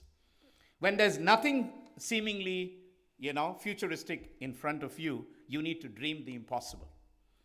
Last year, my wife and me had gone to Europe for a trip. And guess what? My day was made when I saw a Titan watch showroom in Geneva, the watch capital of the world. That's the dream. That's the power to imagine that you can do things, right? I don't have time. It's a whole beautiful case study. But if you look at it, they said, oh, we want to get into the automatic watch market because HMT is the market leader and there's a demand-supply gap. You want to get in there to, fulfill that. But today they are a global leader, not just in watches. They have Tanishq jewelry showroom. They have lifestyle, eye care, so on and so forth. So ambition, right? No, go back. Right. Third one is nothing but the extension of agility, being nimble. You got to be quick-footed. You can't just be stuck where you are and then realize that life pass by. The fourth one is imagination. I want to leave you with this final thought. Imagination is not just a beauty, it's a science. So 2008, okay? No, sir, just put it back, yeah. 2008, immediately after the financial crisis, the US government met with a top game designer. Her name is Dr. Jane McGonigal. She's one of the top 3 game designers in the world. She's also a qualified psychologist. So they said to her, and listen carefully, they said to her, Dr. Jain, we've been stuck, with this unexpected financial crisis. There are many such crises that are likely to hit humanity. We want you to create scenarios for us so we are prepared for all kinds of eventualities. So she started working with tens of thousands of gamers across the world, people who spoke about pandemics, people who spoke about biological warfare, people who spoke about the Third World War, people who spoke about all kinds of regional conflicts, climate crisis, so on and so forth. Guess what? Between 2012 and 2015, apart from the other things, I'm not going to other things, but the pandemic specifically, she said the world could likely get affected by a pandemic. And when that pandemic comes, we will not have an antidote for it immediately. Number 3, we will have to work remotely from home. This was 2012, 2015. She said we will not be able to speak to each other, so we'll have to maintain social distance. We'll have to wear masks. We'll have to find a quick vaccination solution. The only thing Dr. Jain and her team could not tell was that it was COVID-19. Friends, are you getting it? That's the power to imagine. That's neurobiologists call it prospecting. So each one of us today, we might not be able to foresee the future, but we can certainly prospect different scenarios. And she gives 3 simple methods: the best case scenario, the worst case scenario, and the ideal scenario. So if you're preparing your mind and saying, in all likelihood, if the best things happen, this is what is likely to happen. If everything goes wrong, this is what is likely to happen. So scenario planning could be, again, part and parcel of your planning and strategy. I don't know how many of you, I don't know Chinese, by the way. This is another disclaimer. Okay, I'm not a Chinese expert, but I know these 2 letters. These 2 letters were used profoundly during COVID. It means crisis, calamity, and confusion. But guess what? The same 2 letters also denote opportunity. So the question to you I want to leave you with is, if a crisis, a calamity, and a confusion comes, will you look at it as a crisis, or would you look at it as an opportunity? My last one. Climate change, deadly earthquake, the suicide bomber, terrorism, nuclear device in the heart of the nation's capital. It's no wonder that we're pessimistic. It's no wonder that people think that the world is getting worse. But perhaps that's not the case. Perhaps we forget that we've only just begun. Doing what's never been done before is intellectually seductive, whether or not we deem it practical. What we're seeing is unfathomably new possibilities all of a sudden becoming available to us. The future doesn't belong to the faint-hearted. It belongs to the brave. You have to trust in something. Your gut, destiny, life, karma, whatever.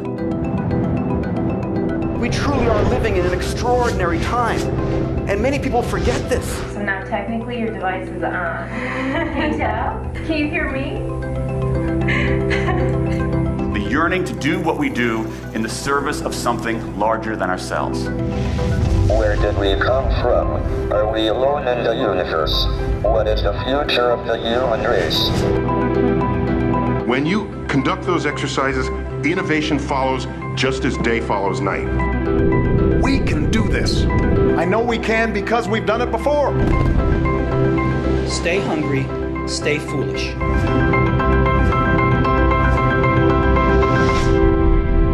So on that beautiful note, I want to once again congratulate Iiqs for this remarkable milestone. And I'm sure this is just the journey, the beginning of a great journey. Wish you the very best, and thank you very much. God bless.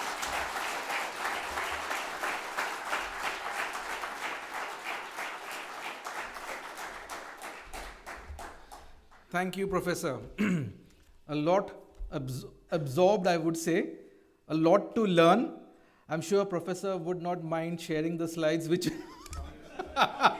that's a regular tendency that we have. Our speakers come, they share their information, and we get the slides. Absolutely. Thank you so much, Professor. Our chief guest has actually come from Abu Dhabi, and now she will be going back. But before she leaves, as a gesture of our appreciation, we would give you a memento. Can I please request Neil Johnson to come on stage, and Fatima, please.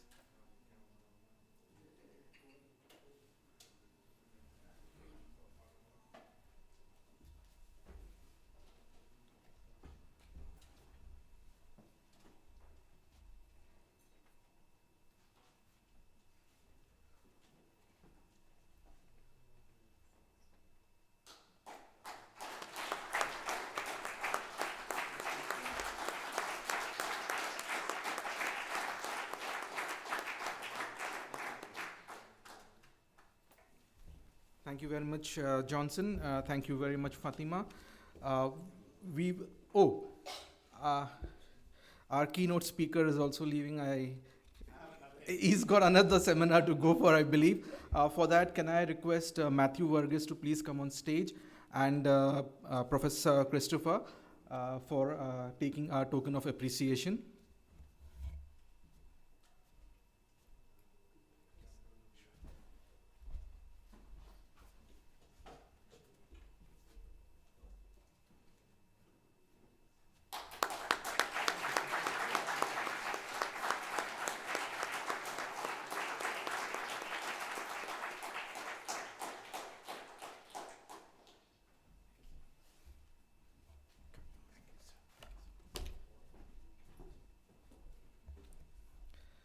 Our next item on the agenda is our debate number 1. Lalita will engage about the debate. Thank you.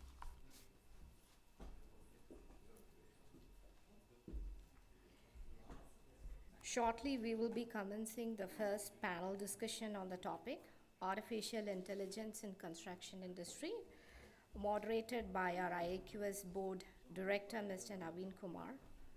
A warm welcome to you, Naveen, as you take on the pivot role of guiding our panel discussion.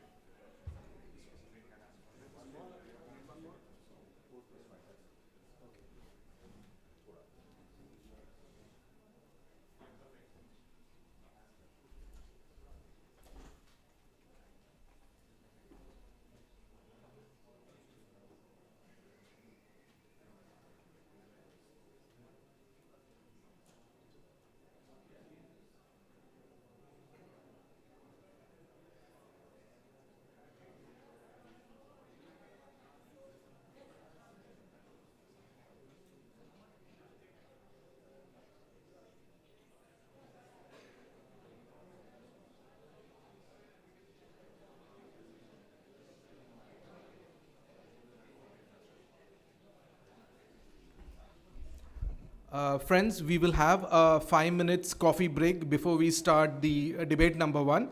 There is coffee, snacks available in the lobby. Help yourself, and we will come back again in maximum 10 minutes, please.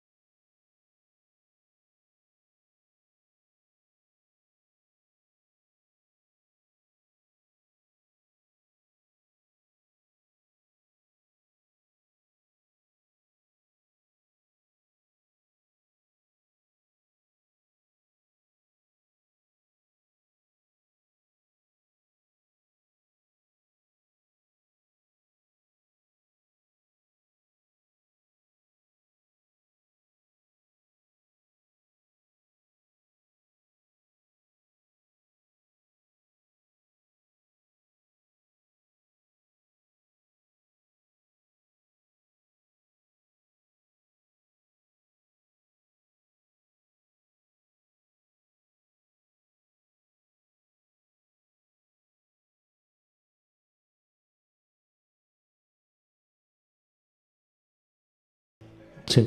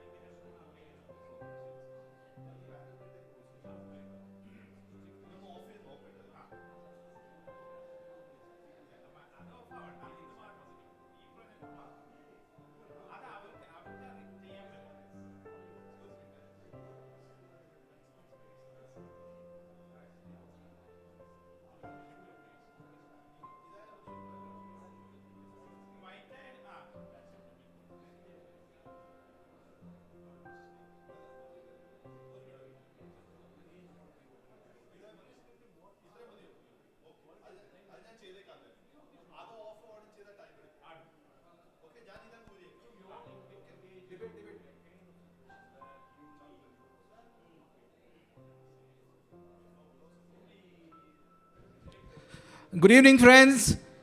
Can I please request all to come back?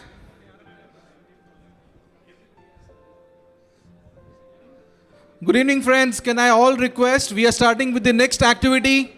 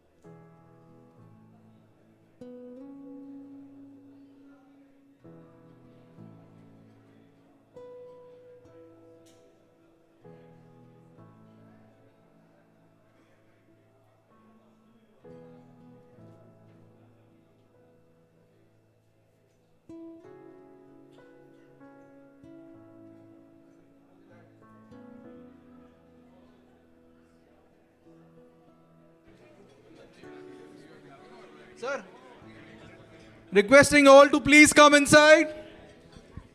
Come on, guys.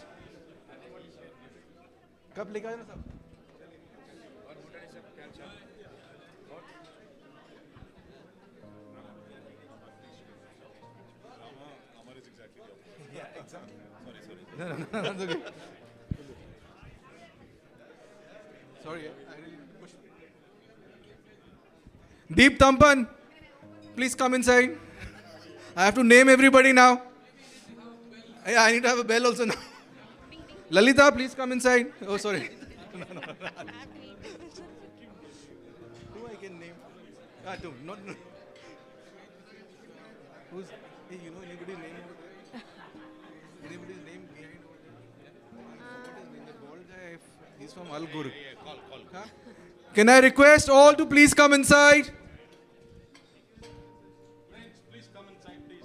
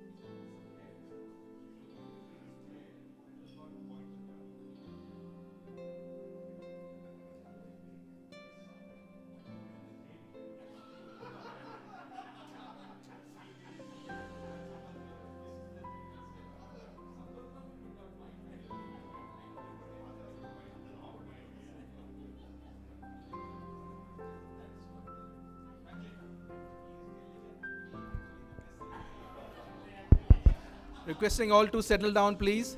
We'll now move with the next item on the agenda, which is our debate number 1. Debate number 1 on artificial intelligence in construction industry, moderated by our IIQS board director, Mr. Naveen Kumar. Welcome on stage, please.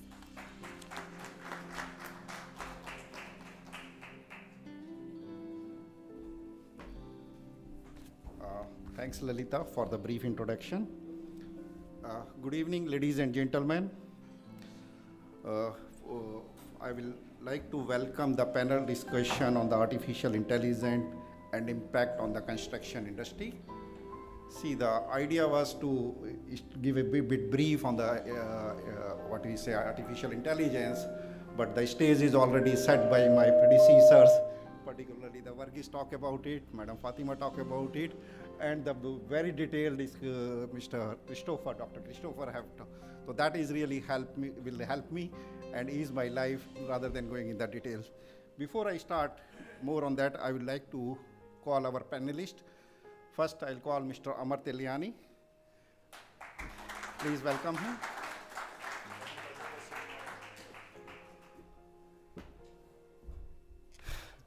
Second. Mr. Amar Teliani does not require any introduction. He has been long enough in the industry and well known in the construction industry of UAE. And now he's also catching up a lot of things in the Saudi Arabia. So you'll soon find him sitting in the panels in Saudi Arabia as well. Although he don't require any introduction, but as a custom, I'll just give a brief introduction about him. Mr. Amar Teliani is a civil engineer and a master's in construction management and infrastructure development. He has more than 20 years of hand-on experience in design engineering, contracting, project management, as well as the development management with the reputed international consultancy firms and EPC contractors. And he is currently managing a team of more than 500 professionals. I have been fortunate enough to work with him, alongside with him, and Mr. Amar has been always take under calculated risk, thinks out of the box, and organize the potential leadership. Today, he will enlighten us on the things on the design side of the project. The panel is constituted taking from the full construction thing, starting from the design till the dispute resolution or the final accounts. So that's the beauty of this panel. So first, let's please welcome and give a big round of applause to Mr. Amar Teliani. Now let me call Mr. Sunil Sukumaran.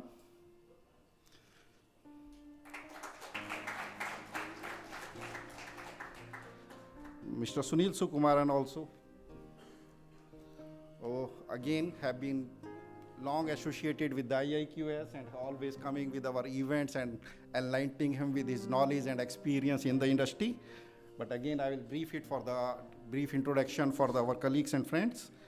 Mr. Sunil Kumaran is the BSc in the building construction and holding the various professional membership of MRICS like MCIOB, ACIRB, and having the 32 plus years of the experience in commercial and contracts management. Currently, he is running a cost consultancy firm in UAE and providing the services to the several government and private clients. He associated with the IIQS from the long time and keep on, as and when we invite him, he's always open, come and put it his thoughts and vision and knowledge to the IIQS. Please give a big round of applause.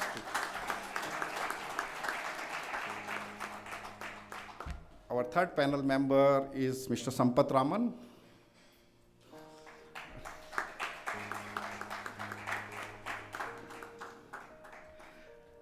Sampath Raman is a civil engineer and an MBA in the construction and real estate.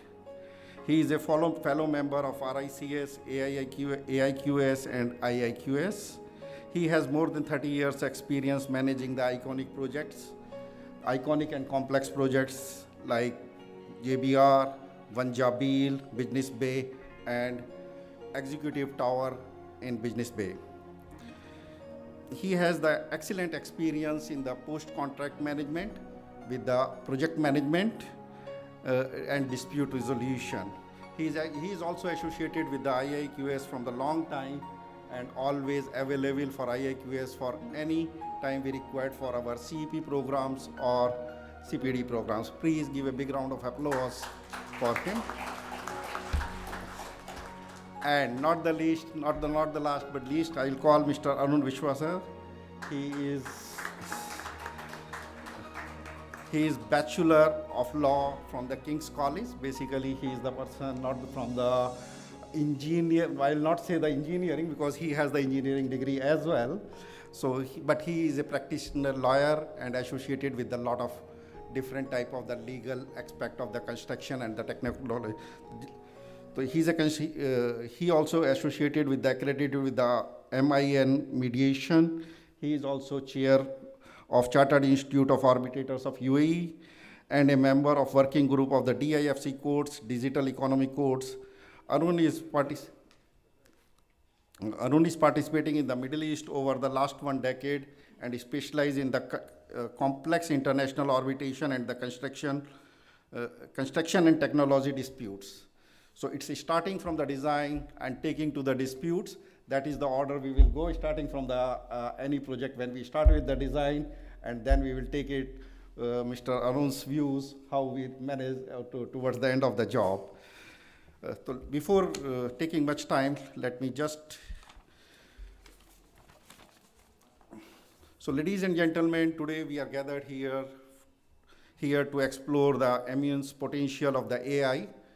The good thing is that already a lot of things has been said about the AI and how the AI is hold the key of shaping the future, not only in the construction industry, but in the global economy.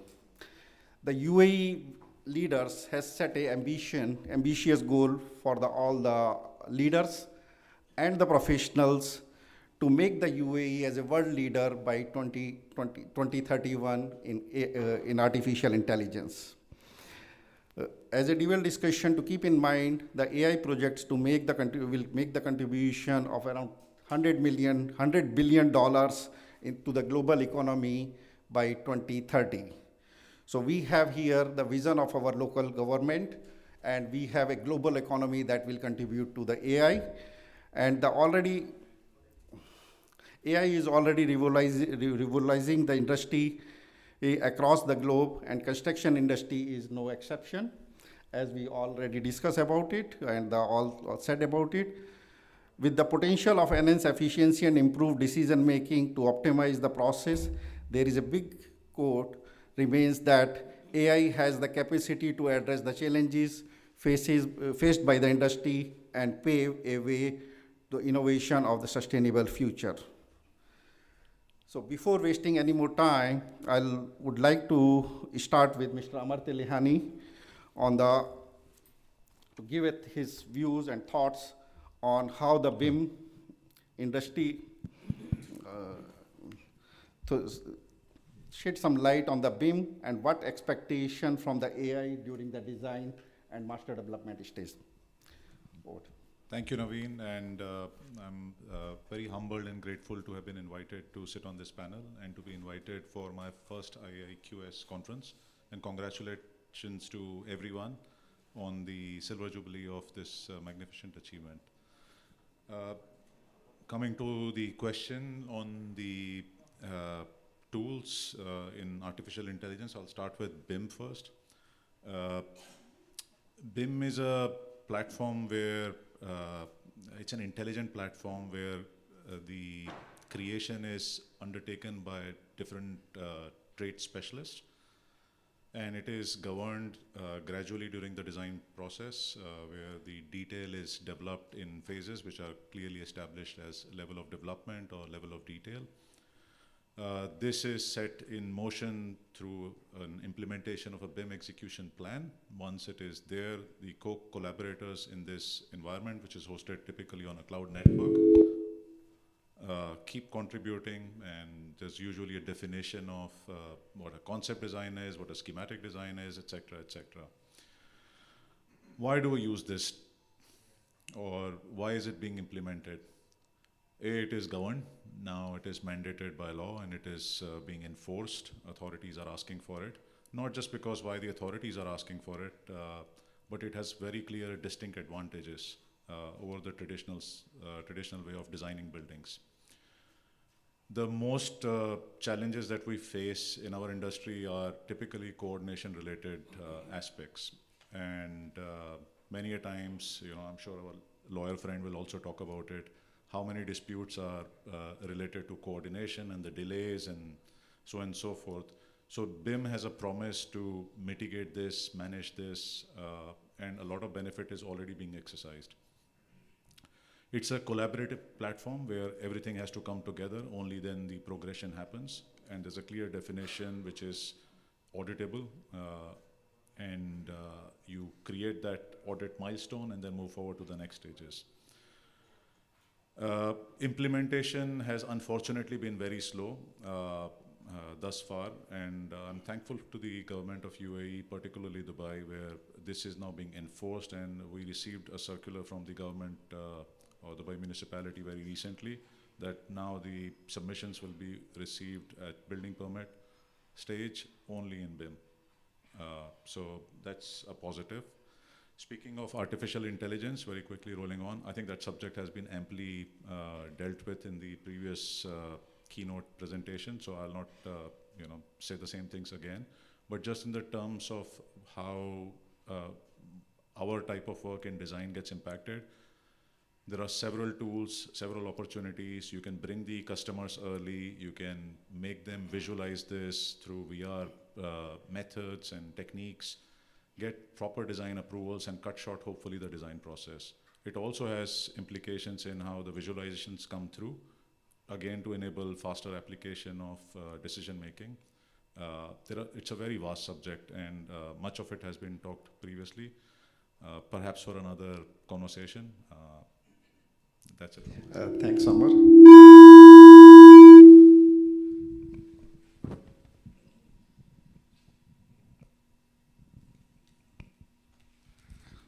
Just a follow-up on that.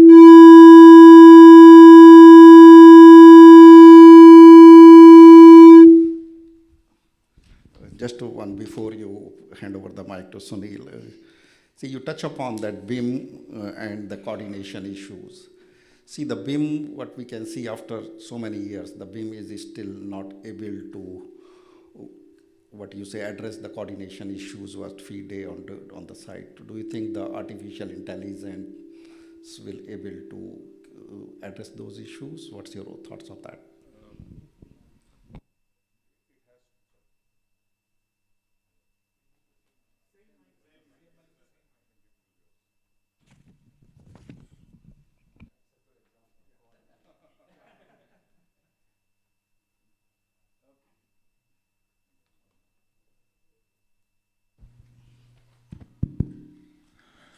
I think the challenges with BIM are mostly governance challenges. The product is put together in BIM, but it is not audited. The quality checks are not done on time, and there is always this greed of time which hampers its proper implementation.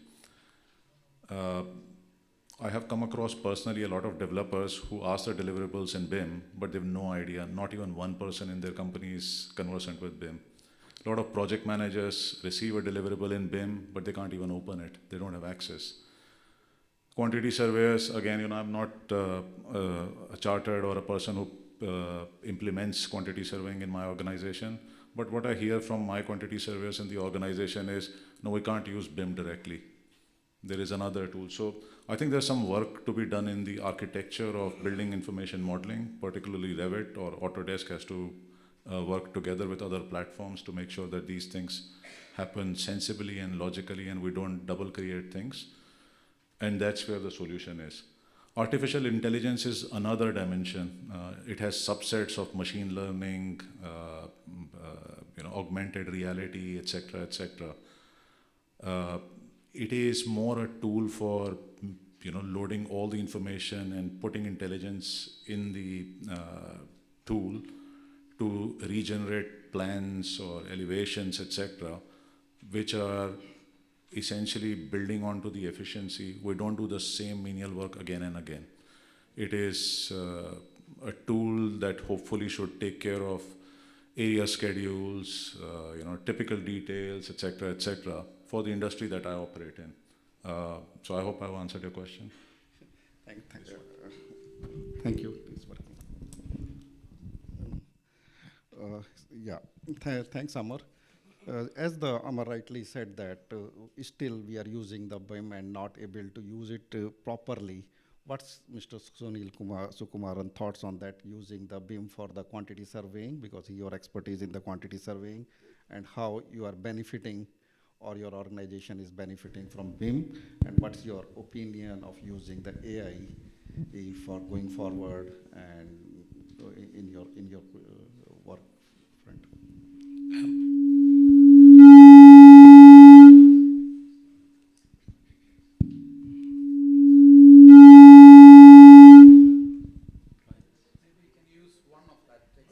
Apparently, mics are still in COVID stage. They have to maintain the 2 feet.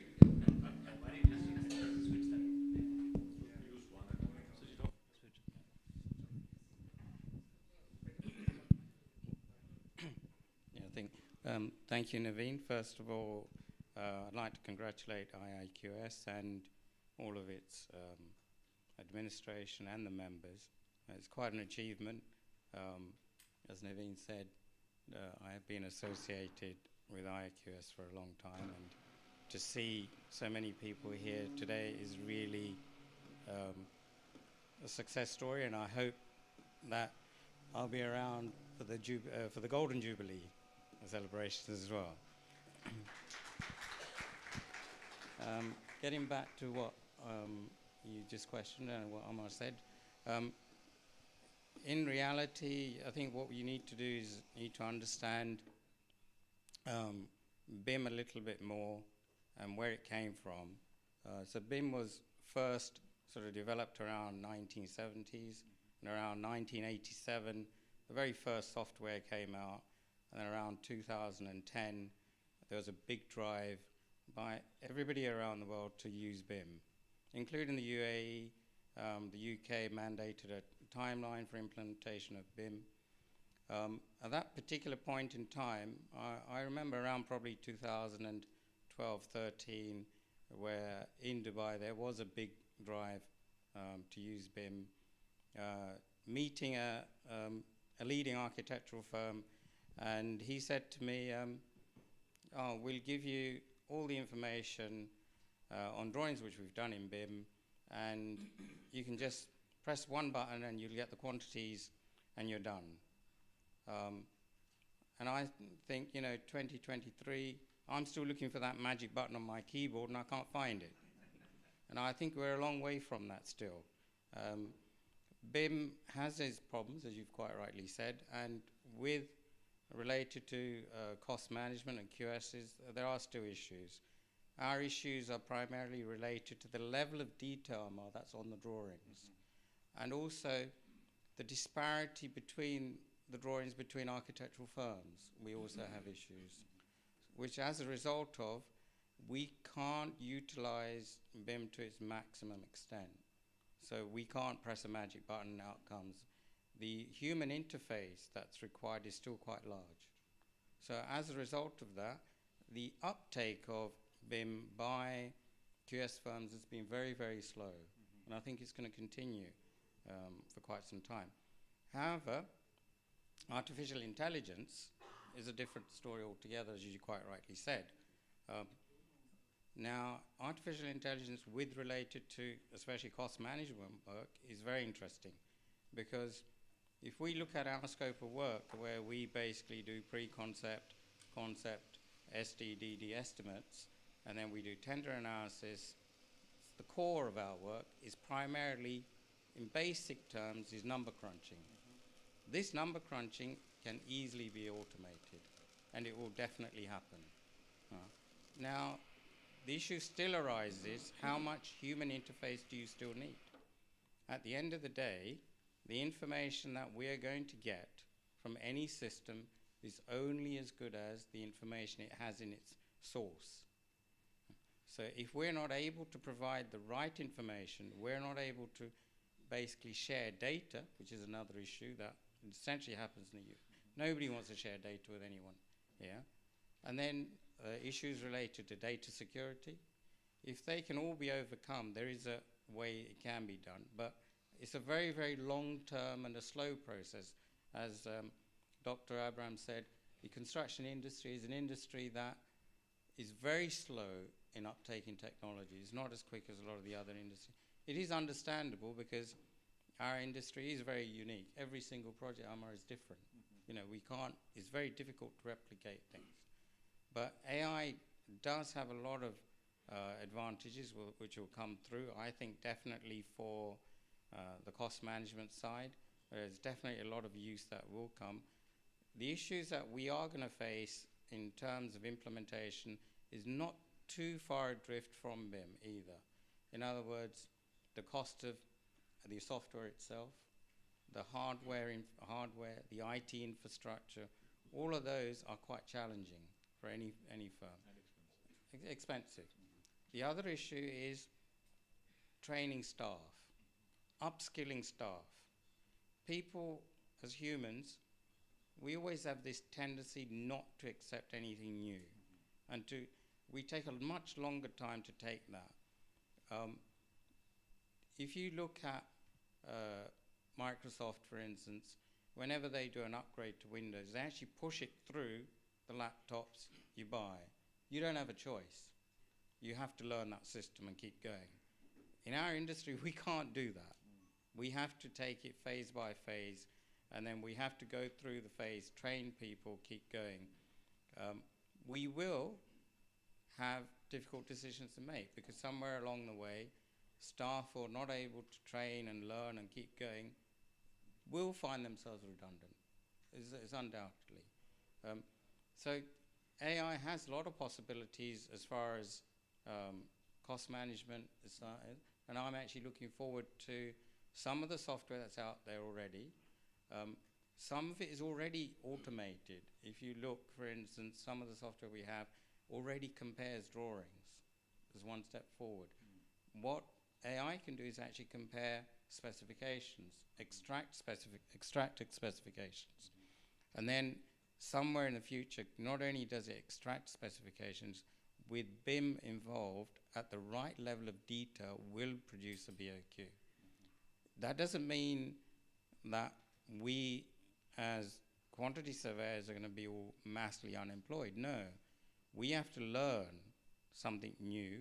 We have to understand how do we check that data that's given to us that we can then pass on to our clients. We can't simply take something and go, okay, here it is, and then blame the machine for the errors. It doesn't happen.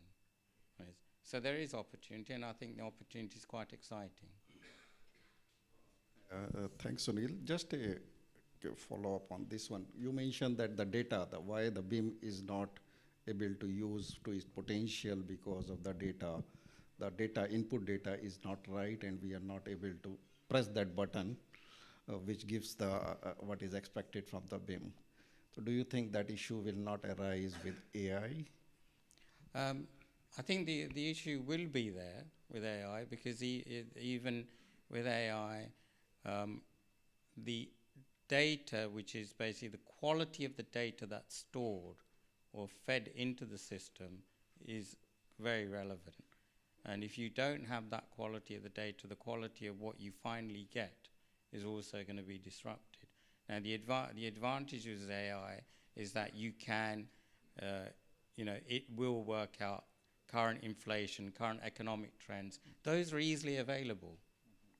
It is, but real-time cost data with, let's say, concrete prices, which you've perhaps got from the recent tender, that needs to go into system. They need to be the correct data for us to be able to, for that to be able to be used on a new project. It is. Thank you, Sunil.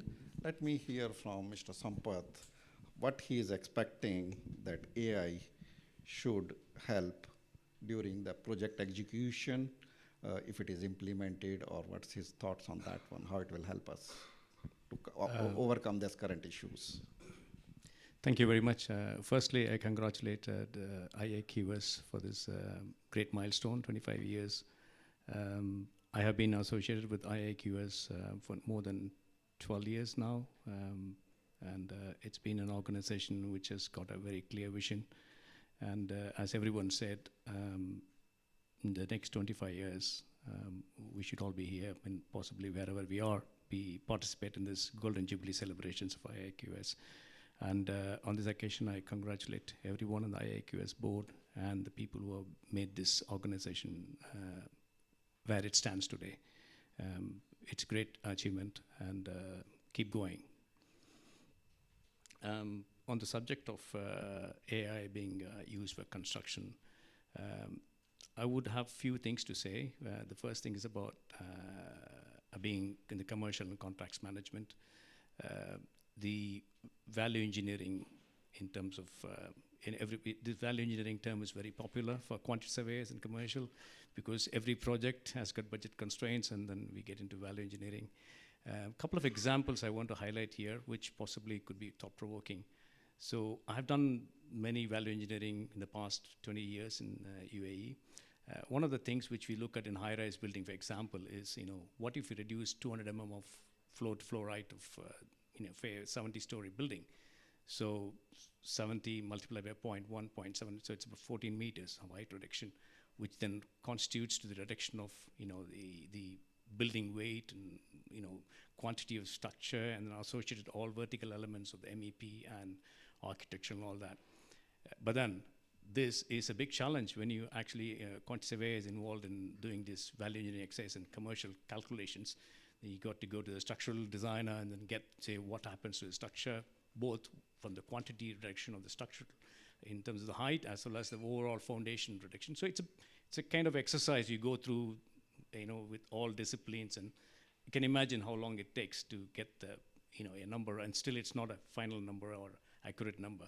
So where I believe that AI can play a big role on this is connect the BIM. When you talk about reduction of, say, example, 0.2 meters, 200 mm, connect that structural design, automatically throws it what reduction happens to the structural quantities, which is connected to cost X. Maybe ambitious. Somebody can say, Sam, it's not going to happen now, but that's where you need to visualize in future what's going to happen, what we want from AI. So if that can connect, a BIM can connect to the cost X, for example. I'm not mentioning any particular software, just cost X is one of the tools. It could be any other tool which then can speak to the BIM. And then arrive at this, like not only structures, structure, architectural, MEP, vertical elements. We're talking about cables and bus bars and everything, which height reduction happens. So taking an example. So if we have a tool, AI interface with the BIM and Costex, which can then calculate all this in a matter of, 10 seconds, and then give you a quantity reduction possible, or if you connect it to the rates, as Sunil was mentioning about, what can happen is you can get a reduction of cost. So you can do a child's play. What happens if it is 0.2 meters or 0.1 meters or 100 mm or 200 mm, and how the BIM can reorganize the services between each floor in order to achieve this reduction. So that's one thing I would think of a great opportunity. And second thing, which we all do in value engineering to achieve cost reduction, or is the routing of services, which is a common topic when we talk about cost reduction, tender stage. There's a budget constraint. Say, can we reroute the services or economize the position of plants in the basement, where it can optimize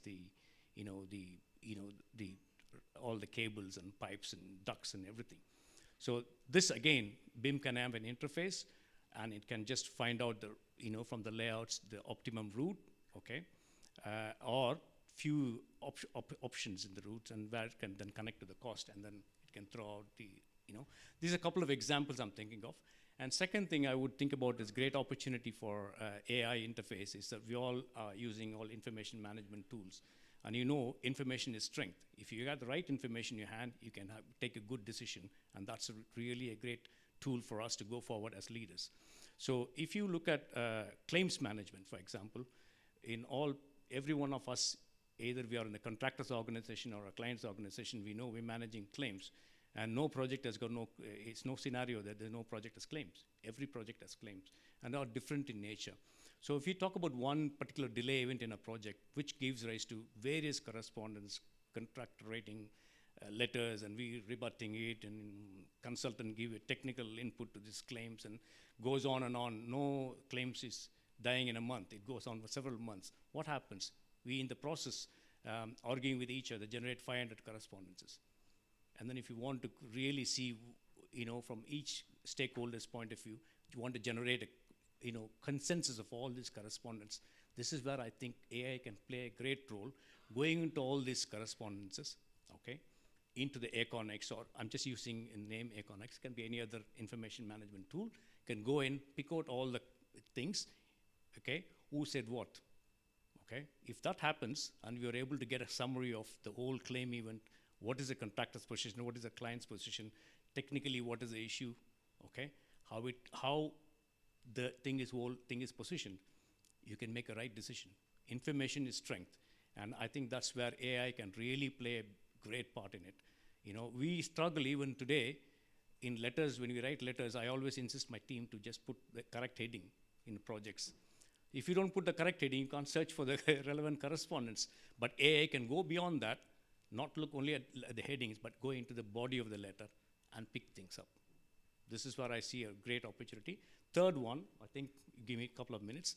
Third one is we were talking about, Amar was talking about the BIM, okay? And I think, Amar, if you correct me if I'm wrong, the BIM, whatever you generate for the design is LOD 300? 300. So, and we have LOD 500 as well, yeah? 500. So if there is a 300 LOD which is implemented, and there is a, in a relay race, you pass the baton on to the next person. So you pass the baton from the designer to the contractor to take over the LOD 300, generate this to 500. This is a great example, and this is where all the changes happening in the project need to be integrated through an AI, I guess. I'm only visualizing it.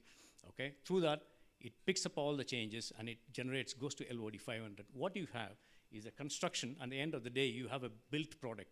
If the built product reflects effectively and efficiently the construction and all the changes, what else you need to operate the building? Okay, you go into a plant, just scan and do a barcode scanner. That plant, you can just say that pump was installed on such and such date. It has got a warranty of this. It's got a life of this. It went through 2 replacements. It had a problem of this, a problem of that. Is it a great tool for the facilities management? So you have a lot of capital investment on buildings, okay? All the buildings we build in UAE, name it, every special building has been iconic in nature and all that. But there is a big story behind after the building is handed over in terms of managing it. So I think the AI with the BIM and cost management tool should effectively interface this, take it from the LOD 300 to 500, and then thereafter be a paradise for the people in managing facilities management to get all this information and make proper decision. Okay, and we were talking about a few things about cost data, sharing cost data. Sunil was talking about sharing cost data. We do have an issue in terms of, like for which organization receives the tender, passes on the information into the public domain. So we don't have that. Obviously, we got some, the legal issue, which Arun will address it, and but definitely it's a challenge. But is it going to be something we're talking about BCIS, Building Cost Information Service, where you can pick things up? Where do they get the data? How reliable is the data? How do you interpret this? So these are something. Okay, lastly, I want to mention one thing. In terms of implementation of BIM and cost techs, or whatever the tools which speaks to the BIM and takes up from there, and then the AI we're talking about, the important thing moving forward, what we should have is, and all the stakeholders in a project, be it a developer, contractor, consultant, everyone should have the common intent.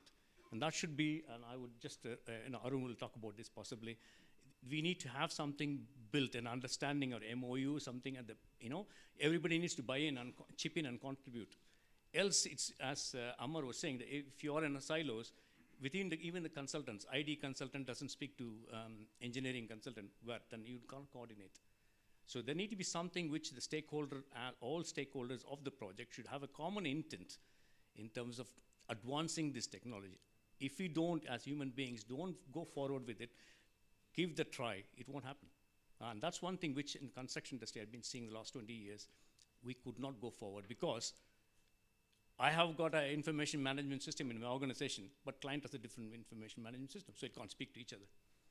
So where do we go from here? So this is one thing which really be a speed breaker. So we need to overcome this, I guess, and that would be a benefit for the industry. Thank you very much for the opportunity. Thanks, thanks, Sampath.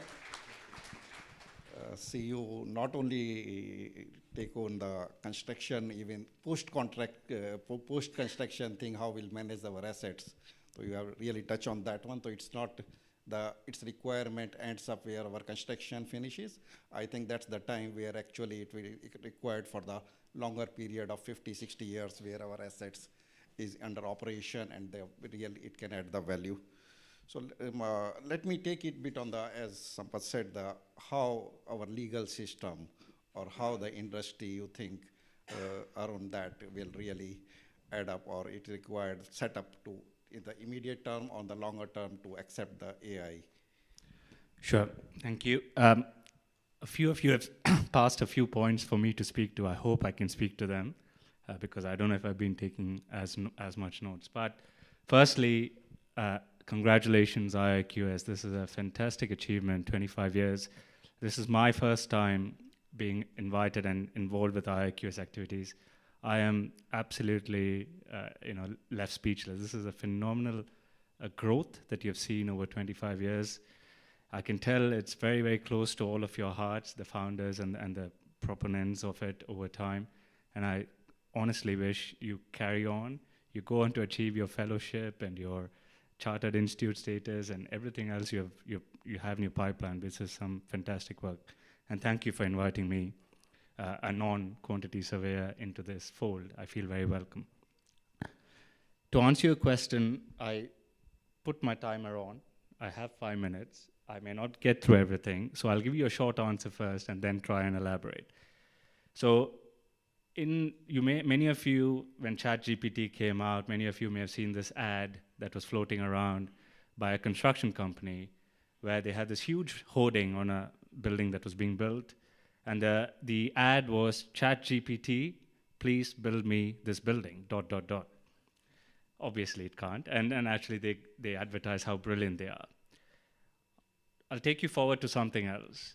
Dr. Abraham, in his amazing presentation, towards the end, there was this video, I don't know if many of you noticed, of this driverless car. More interestingly, in the driverless car was this gentleman who must be above 70, I would think, or 80, I don't know. But he might have been a driver for most of his life. That was a career. He's sitting there smiling, knowing it's not going to affect him because he's at the second half of his life. But many people who have spent an entire life learning how to drive a car are going to be without a job once that comes into full-scale production, which is already in way.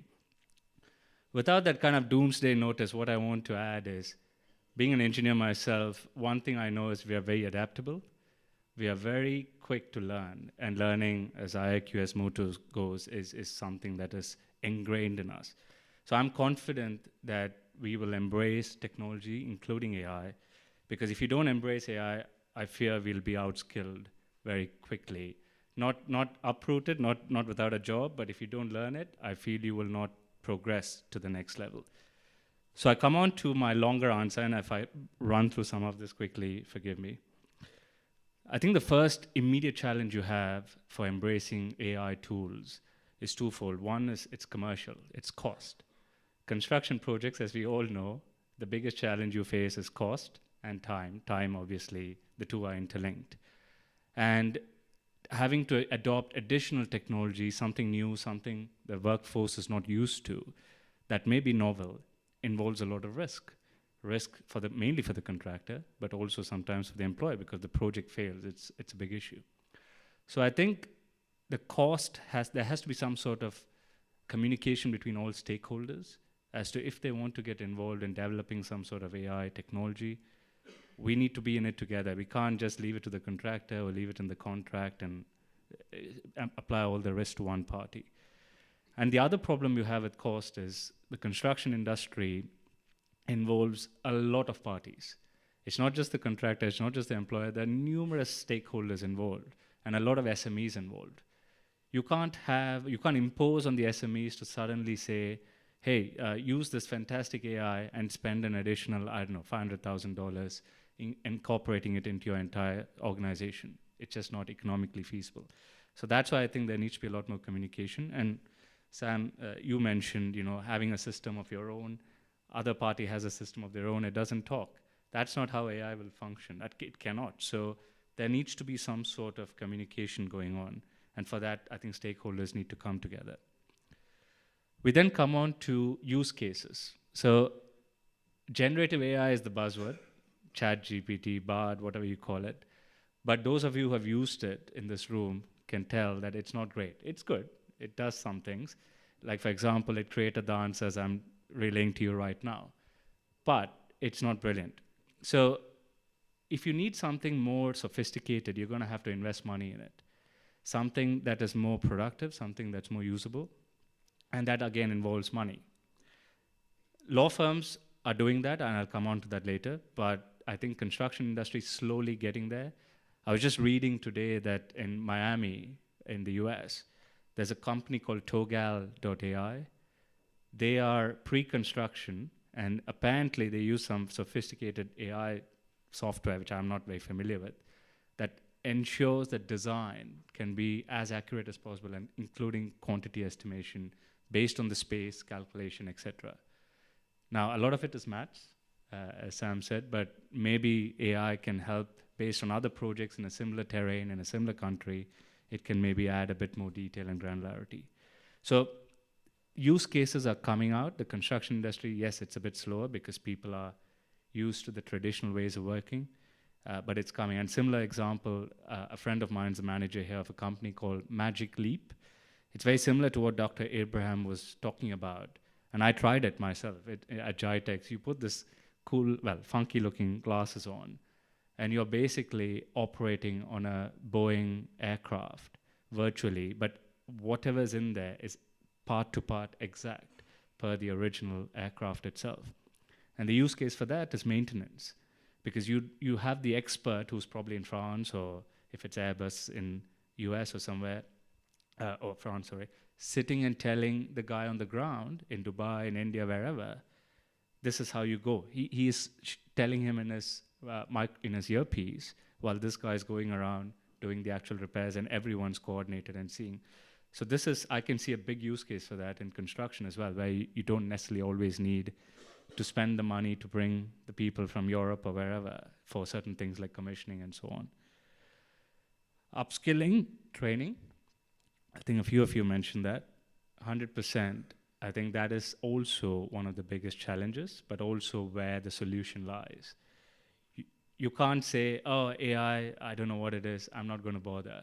I think you definitely need to learn, and it's not so difficult, because as I think Fatima said in her keynote, quantity surveying at some time was on logbooks on paper, then it went to Excel, then I'm guessing you guys use something far more sophisticated now. So evolving of that technology is natural, it's going to happen. So what you need as an institute like Iiqs and others, they need to inculcate courses, embrace it, don't ignore it, because only through knowledge, awareness, and sharing can upskilling really take place. Because otherwise, you just sat in your ways, which is not always helpful. And then when you come to legal, I think the key issues are going to be around liability. Because if you have an AI system spouting answers without a huge amount of human verification, as someone mentioned on the panel, who then bears liability? What if the AI gets it wrong? And this is across industries, not particular to construction. But more so, I think it implies in construction, because it's one of those few industries where whatever digital output you get, you're incorporating into a real-life house, a real-life power plant or whatever, which has health and safety issues, fire risk issues, environmental issues, so many issues. So how much can you rely on an AI tool is going to be a question, and that's something the legal world is trying to still grapple with. Data privacy, another issue someone mentioned, 100%.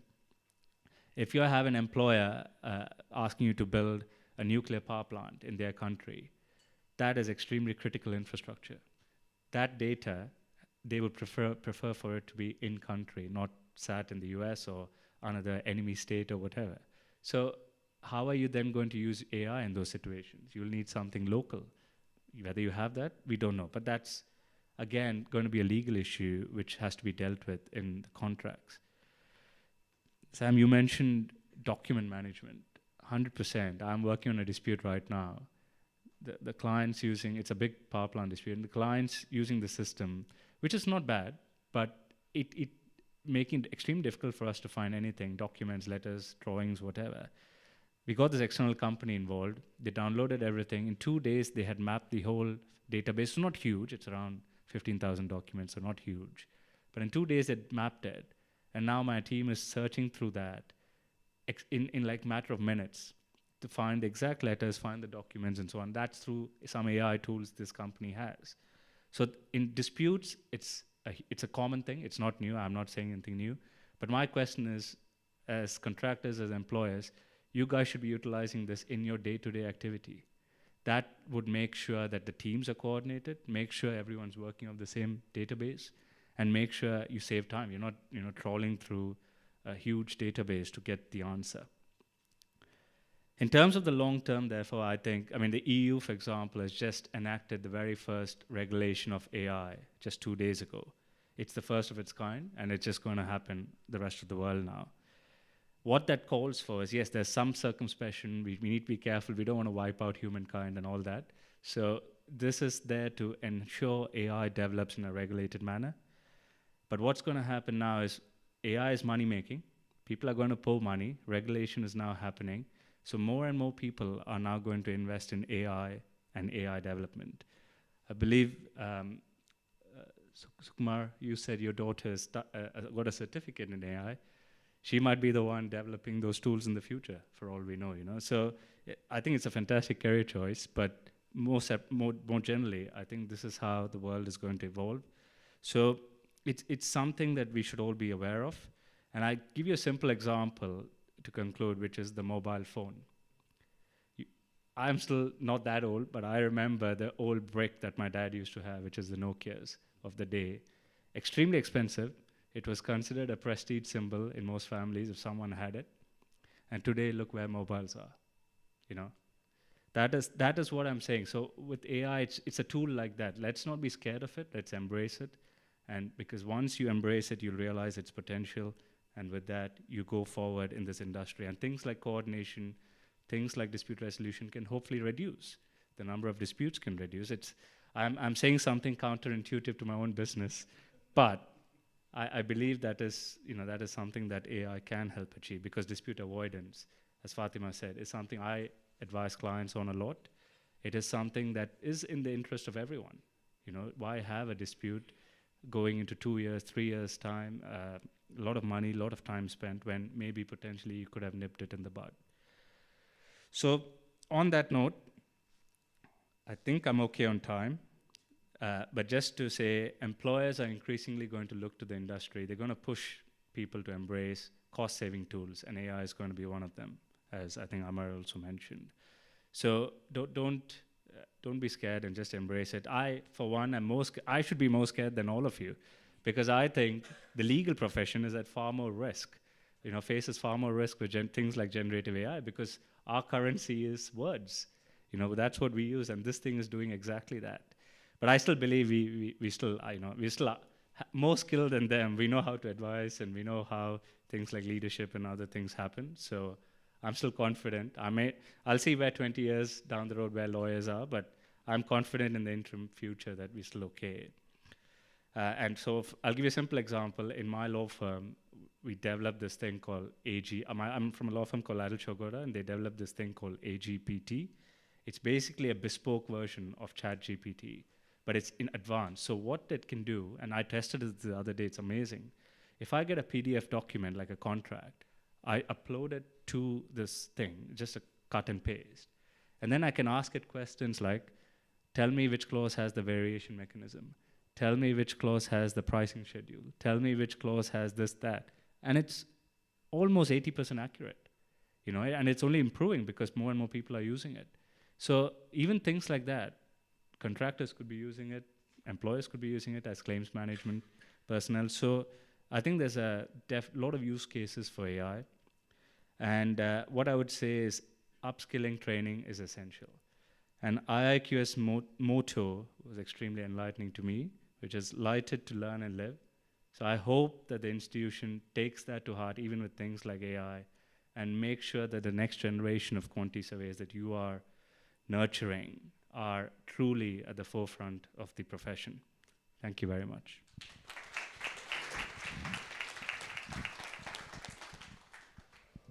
Thanks, Arun, for giving the insight about the legal requirement and the challenges, what we can see coming. It's not that nice and rosy things, what we expecting, Mr. Sampath was expecting, that we put the button and get all our value engineering things sorting out. But one thing you have assured, that the second requirement of our claim documents and looking at our details of the documentation happened over the period of 2-3 years. Looking into that and giving the answer to the relevance documents. So that is, I think we are pretty much sure that we'll get it from the AI. So ladies and gentlemen, to conclude this one, there is no time to take the questions because Mr. Franklin and Larita is after me to conclude this one. Yes, we have a very good rosy picture that is coming from the AI, and we are expecting a lot of things, but it's not. Still there are a lot of challenges, that input data, legal issues, the data requirement. One more thing what I can see, particularly in this part of the world, which we don't face in the maybe in the Europe or UK or America, US, because they have the standards. They have their own standards, and that has been used the countrywide. UAE, being in UAE, we have another challenge that we use the different standards. We have DIN, we have BS standards, we have ASTM, and all sort of the thing. So that will be challenging another one to put the data in, unless otherwise the AI is so intelligent that it will put the data and crossing the boundaries of UAE and take it and account all the standards, what we have it, different standards here, or UAE industry comes and put it their own standards, which can be utilized for the local market.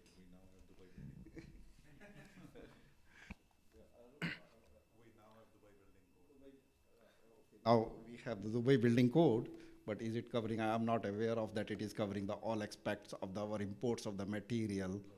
Yeah, so that's the thing, because we are still largely depend on the imports. So it comes from the various part of the world, and we face this challenge because they prepare their own standards. So unless the industry start producing to our standard requirements, the challenge remain there. And along with this, thanks to my panelists for being there and listening us patiently. Thank you. Thank you very much. Please just be seated. Just two important takeaways. Just correct me if I am wrong. We won't lose our jobs soon as QSs, sort of. And we can easily blame the design consultant for his design mistakes if we don't do the quantities properly. Yeah? So thank you very much, panelists. As a token of appreciation, I would now call upon our president, Mr. Matthew, to come on stage and issue the mementos to the panel members. Yeah.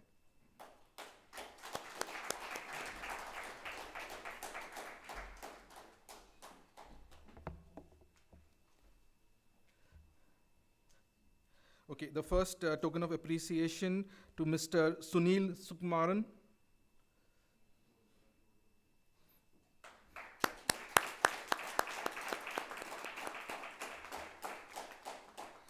To Mr. Arun Vishweswaran, if I pronounced it correctly.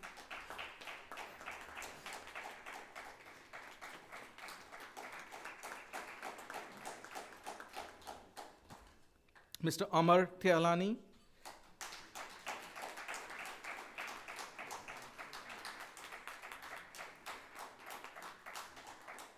And Mr. Sampath Raman.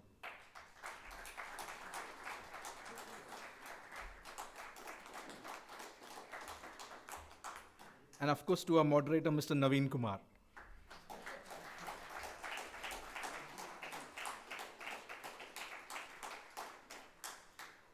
Thank you very much, Matthew. Moderator and panel members, if you can please take your seat. We'll move on to the next topic on our agenda,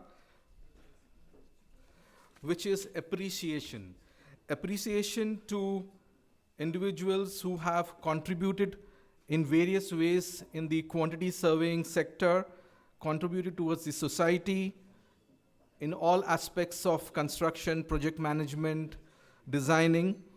So it's a fellowship award provided by IIQS.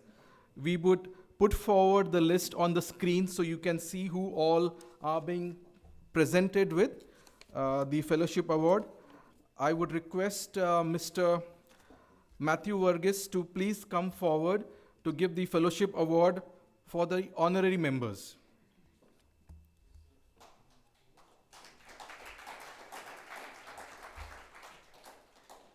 Okay, so I think it's okay. Okay, Ajit is going to list out the honorary member. The first member requested to come forward is Bipin Chandra. Mr. Bipin Chandra.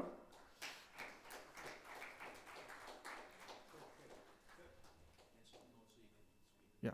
The next member to come forward is Mr. Amar Tehlani.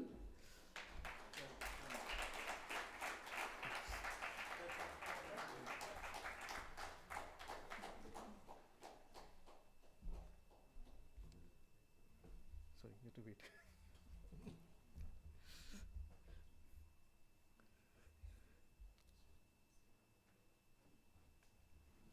Mr. Amar Tehlani. Followed by Mr. Charles John. Mr. Charles John. Yeah. Yeah. Mr. Charles John. Mr. Nagarajan CV. Mr. Nagarajan CV. Followed by Mr. Manish Kashyap.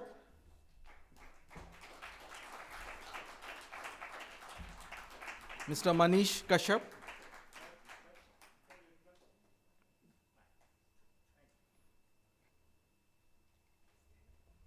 Thank you, Manish. Followed by Mr. Piyush Shukla. Piyush Shukla.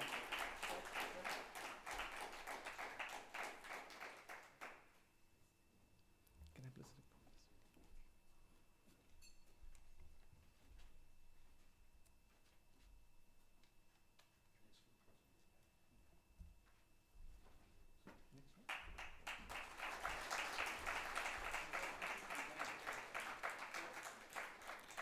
We would then move to the FIIQS membership. First is Mr. Dr. B. Ravinder. Dr. B. Ravinder.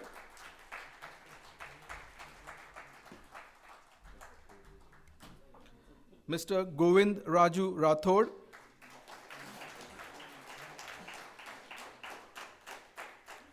Mr. Kashi Vishwanath.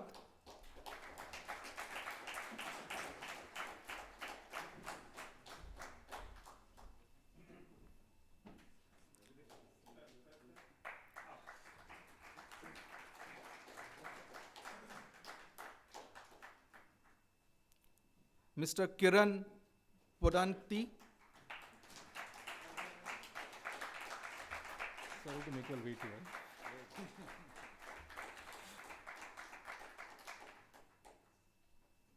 After Mr.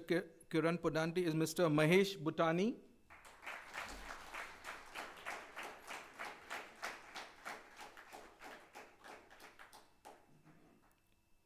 Mr. Naveen Kumar.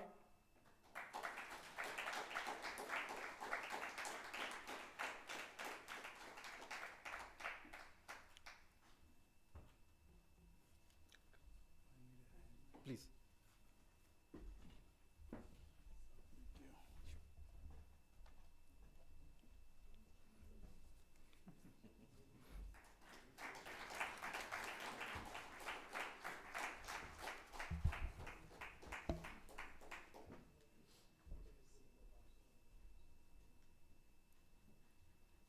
Mr. Paul Bankala.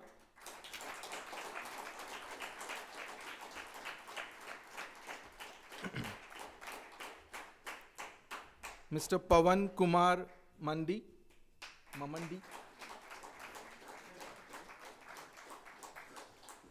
Mr. Sarvanan Rajalu.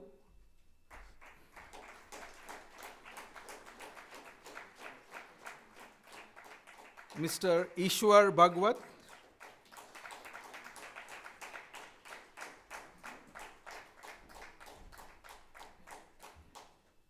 followed by Mr. Ganesh Kumar Gangadharan.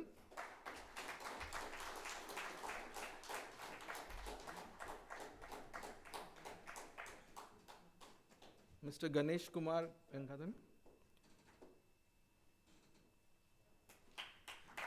Mr. Kumresh Murthy.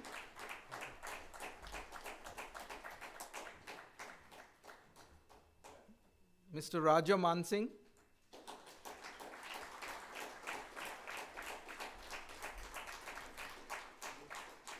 And Mrs. Sinimol Naushad.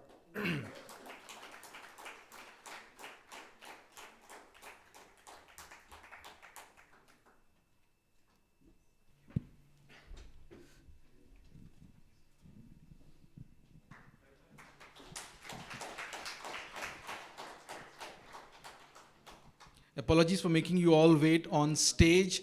The purpose is we wanted to actually have a complete group photograph for all the FIIQS members.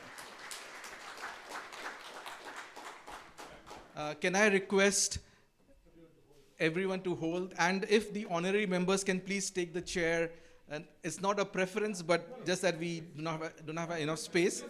Please, please, Amar, please. Come, please. Please. Just try to make yourself comfortable to ensure that we have a good group photograph.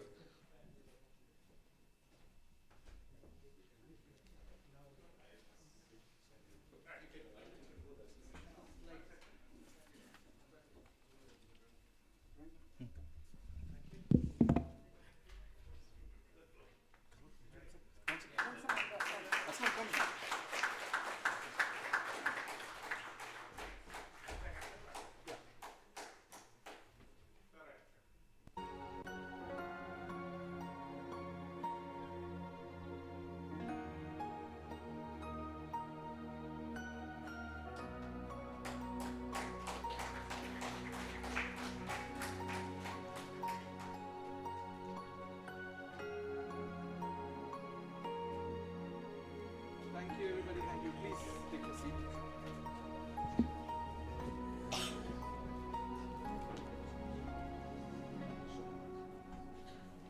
We'll move to the next topic on our agenda.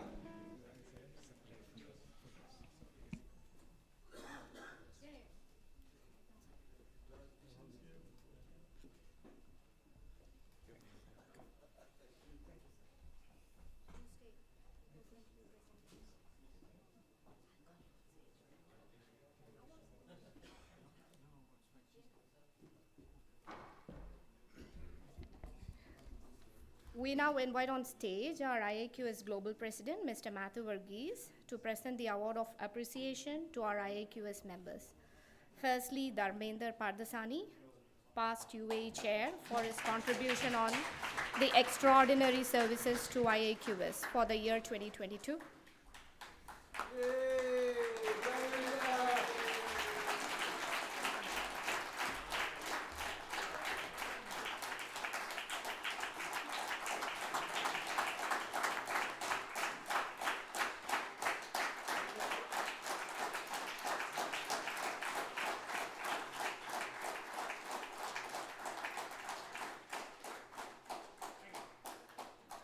Ahmed Zubair, Qatar Committee Member, outstanding contribution for Qatar Member Council for the year 2022.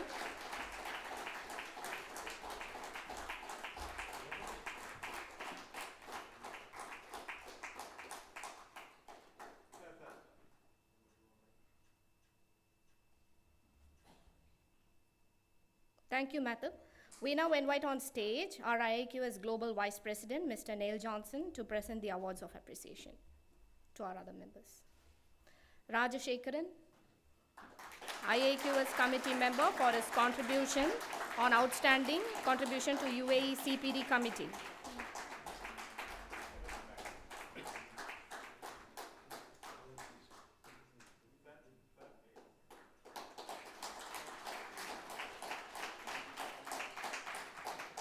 Tamilaragan Ganesan, outstanding contribution to UAE CEP Committee.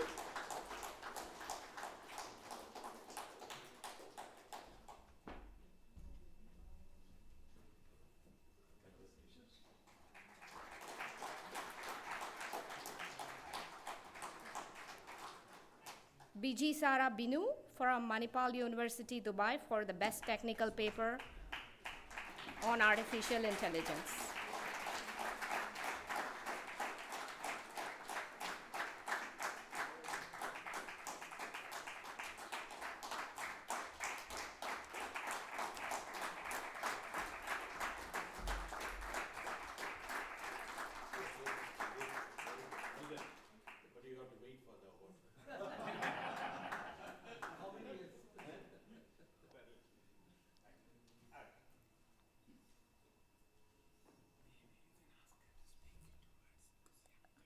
Okay. BG, can you please come and give a speech, quick speech? A few words.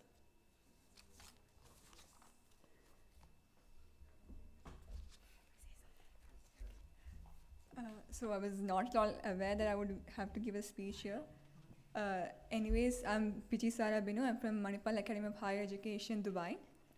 And it was really a very nice time having to research about this topic, because most of the time we focus so much on sustainability, or all our projects are related to sustainability, net zero and all these things.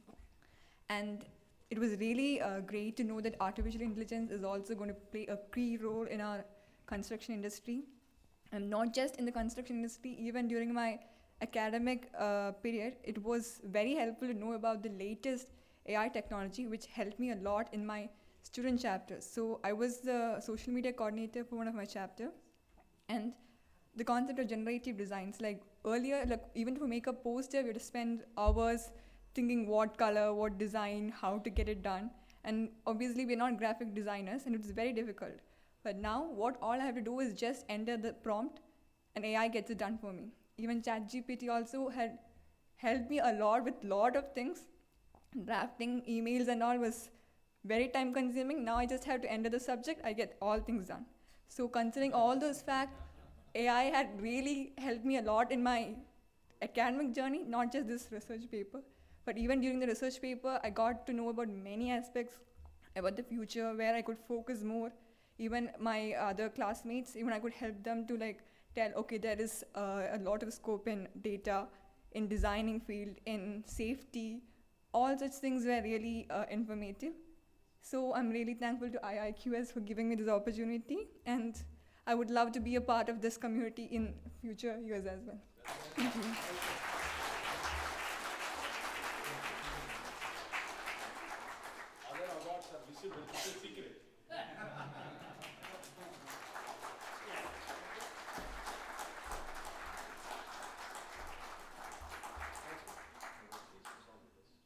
Thank you, Mr. Johnson.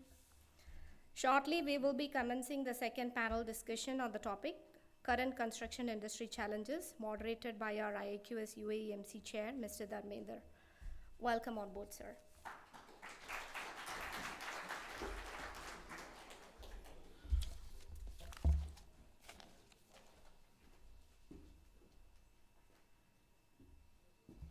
Yeah, good evening, friends. Our topic of this particular panel discussion is challenges in the construction industry. But I think before that, the first challenge that what I have got is that what I have been told by organizers, that until now everybody took its own sweet time, having speeches, having tea, coffee, and now I have to mitigate all the delays, whatever happened. So the message is that we have got half an hour of this timing, and within half an hour I have to recover half an hour of delay. So I don't know. Anyway, we'll try our best. So, with me, like there are 4 panelists today, all very, very esteemed speakers. First, the foremost is Kasi Vishwanathan. He is a senior manager contracts with one of the biggest developers. He is one of the very, very senior industry professional, and also as a part of Iiqs, he leads this ethics and governance. So whenever we have an Iiqs meeting, we are all laughing and making merry and joking. As soon as he enters, we all become quite like good school children, and so that is what Kasi, please have a seat. Next, our speaker is panelist is Syed Aslam. Syed Aslam, I want to say a few words. He is a commercial manager with DBB. I remember, those years, like he has been one of the founding members of Iiqs. And those days, 25 years back, the trend was that, join contractor, then we have to climb up the ladder, consultant, then client. That was a kind of trend.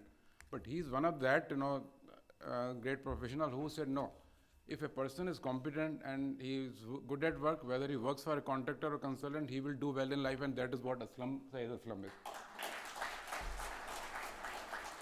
And one more thing that, Aslam, or he is a close friend of mine, what he has been doing, he has, taken an oath to make me rich, in the sense that whenever any new launch comes in the market, any townhouse, he sends me, on WhatsApp. And, then I go through layouts and pricing schedule, and then I never buy. And after 6 months, that 1.5 million property becomes 3 million. So he has been making all efforts to make me rich, and I have taken an oath to remain poor only. So as long as earth is revolving, he will continue that effort to make me rich, and I'll continue my effort to remain poor. Next, our esteemed speaker is Ajit Philip. Again, a great guy. He works as an associate director with one of the leading developers. A very, very competent professional, and other than his professional competence, he is a great mimicry artist. So whether you take Shah Rukh Khan, Amir Khan, or whatever. So when we are fearing for our job, that once we lose our job, what we are going to do, he has a secured future. So even if he gets 10% of what money Shah Rukh Khan and these people are making, that will be more than the CEO's salary. So welcome, Ajit. Then last but not the least, we have Sinimol Nashad. She is the CEO of, or maybe one of the only Indian CEO of a large consultancy management group. And the issue with her that, initially when we used to have Iiqs meetings, we used to have a competition, used to be best dressed person.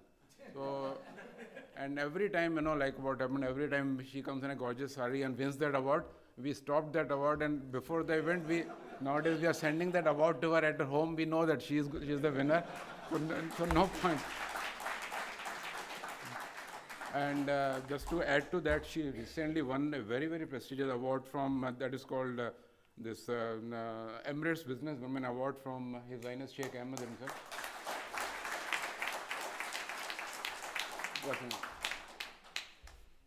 So I think you can imagine what an esteemed panel is. So it's not a justice to us that we have to mitigate this delay. So we are not going to mitigate delay. If your dinner is going to get delayed, let it be. So my first question to our esteemed speaker, Kasi, is, Kasi, like you have been a very, very senior member of Dubai construction industry. You were one of the, I would not name, but one of the most top developer of Dubai. So in your opinion, what are the challenges that as a developer that you or UAE construction industry next few years you are anticipating, and then once you list out the challenges, then I'll come up with the follow-up question of mitigation of those. So what is your view on? Thank you, Dharmender. Thank you, Iiqs, for this opportunity. I think I am given this opportunity because I am being the chair of the governance. The organizing committee doesn't want to get any non-compliance notice if they are not calling me, because there are more scholars in the audience. Actually, I just want to take this one in the challenges in the construction industry. I assume challenges in the construction industry in the perspective of QS, because I'm not, my job description doesn't allow to speak on the entire construction industry. And also my paycheck doesn't allow, and I'm planning to retire in this company where I'm working, so I don't want to take, I want to get a warning notice from my HR. And not only that, to support our moderator, because he said time is in short. I think the challenges in three aspects. One is the immediate challenge. The immediate challenge is the scarcity of resources. The scarcity of resources is human resources, and as well as the expert resources, consultant as well as contractors. And getting consultants and contractors, good consultants and good contractors in your terms and within the cost, this is very, very challenges in nowadays, considering the current market condition, because when we are attending the feasibility meetings, we are hearing big numbers. Now nobody is talking in the millions. Now people talking about the billions only, even for a single project. And our neighboring countries also coming up with new projects. So this is a scarcity. Even if you find the good contractor with your compliance and your your within your cost, and the following consequential problems are finding subcontractors, because that is the trade contractors scarcity is too much. This is the immediate challenge, and the ever challenge is the shortage of time, and shortage of time for any process from design until the completion. What happens because of everybody has the KPI, and the management has KPI, sales team has KPI, and everybody wants to launch the project within the particular time and sell with a short period of delivery. So these all what happens, everybody is taking their own time, and finally it comes to designer and poor people QS to us. So either the BOQ preparing QS or the procurement QS facing the problem, because time is taken from them and we have very shortage of time. So somehow we are cooking and somehow we are avoiding the contract. Afterwards, what happens when in the contract administration time, we are having too much of problem because of unclear or ambiguous document. This is ever challenge. And the future challenges, though people have very much optimistic about AI, but the cope up with any future, any innovative ideas or technologies, this is another challenge with us. As we all are aware, when you start for us, what technology we know, when we start our career, Excel, okay? When you little bit develop, when you get your RSS membership, and when you get, then you will be asked to write contractual letters, so you will move to Word. And then when you are moving next step, when you are going to the management level, you move to PPT. This is what you are innovative. Beyond that, I don't think, like how Arun explains, hopefully there is no scarcity and all. He's telling don't scare about it, but still the scare is there. I don't know, for old people like us, it will never go. Maybe younger generation can cope up. This is what the challenge is. Now, I think in my perspective as a procurement guy in this department.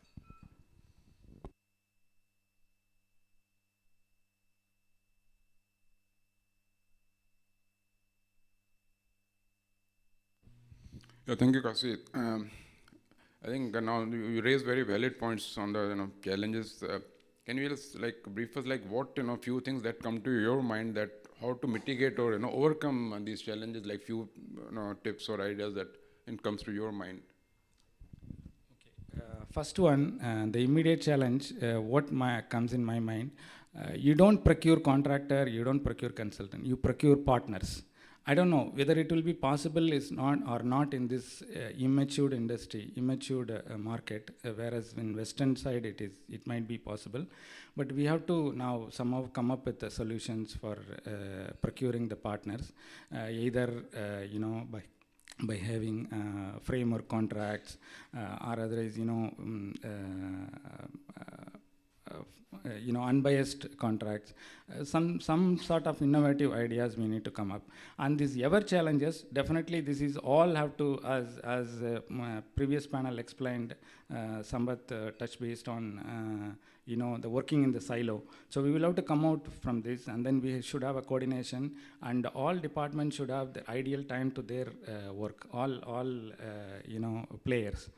This is I'm thinking. This AI, as Sunil explained, the upskilling or training the staff to the resources to cope up with the future technology. This is what comes in my mind, Dharmender. I need to tell you that Kasi has been very, very suppressive with his words, because he knows next to him there is a contractor and he doesn't want to disclose all the secrets, what challenges, what employer is facing, and in front of the contractor. I know that one, so I'll not force him to come out with more things. So thank you so much, Kasi, for such a wise words. Aslam, now we come to you now. You are your firm is one of the top contractor in Dubai. and one of the most respected company as far as infrastructure, because I come from infrastructure, so I know that your company is a top company. So, like what challenges you as a contractor you are facing in the industry or next few years that you feel you are going to face? Hello everyone. Dharmendra, what I propose next time, if you can flip the questions, ask this question to somebody who's working in the employer organization, what problems they inflict on the contractor, that will be better, Then we'll get a clear answer. Okay. See, since you asked this question, the biggest challenge and the problem what we are facing is the low profit margins.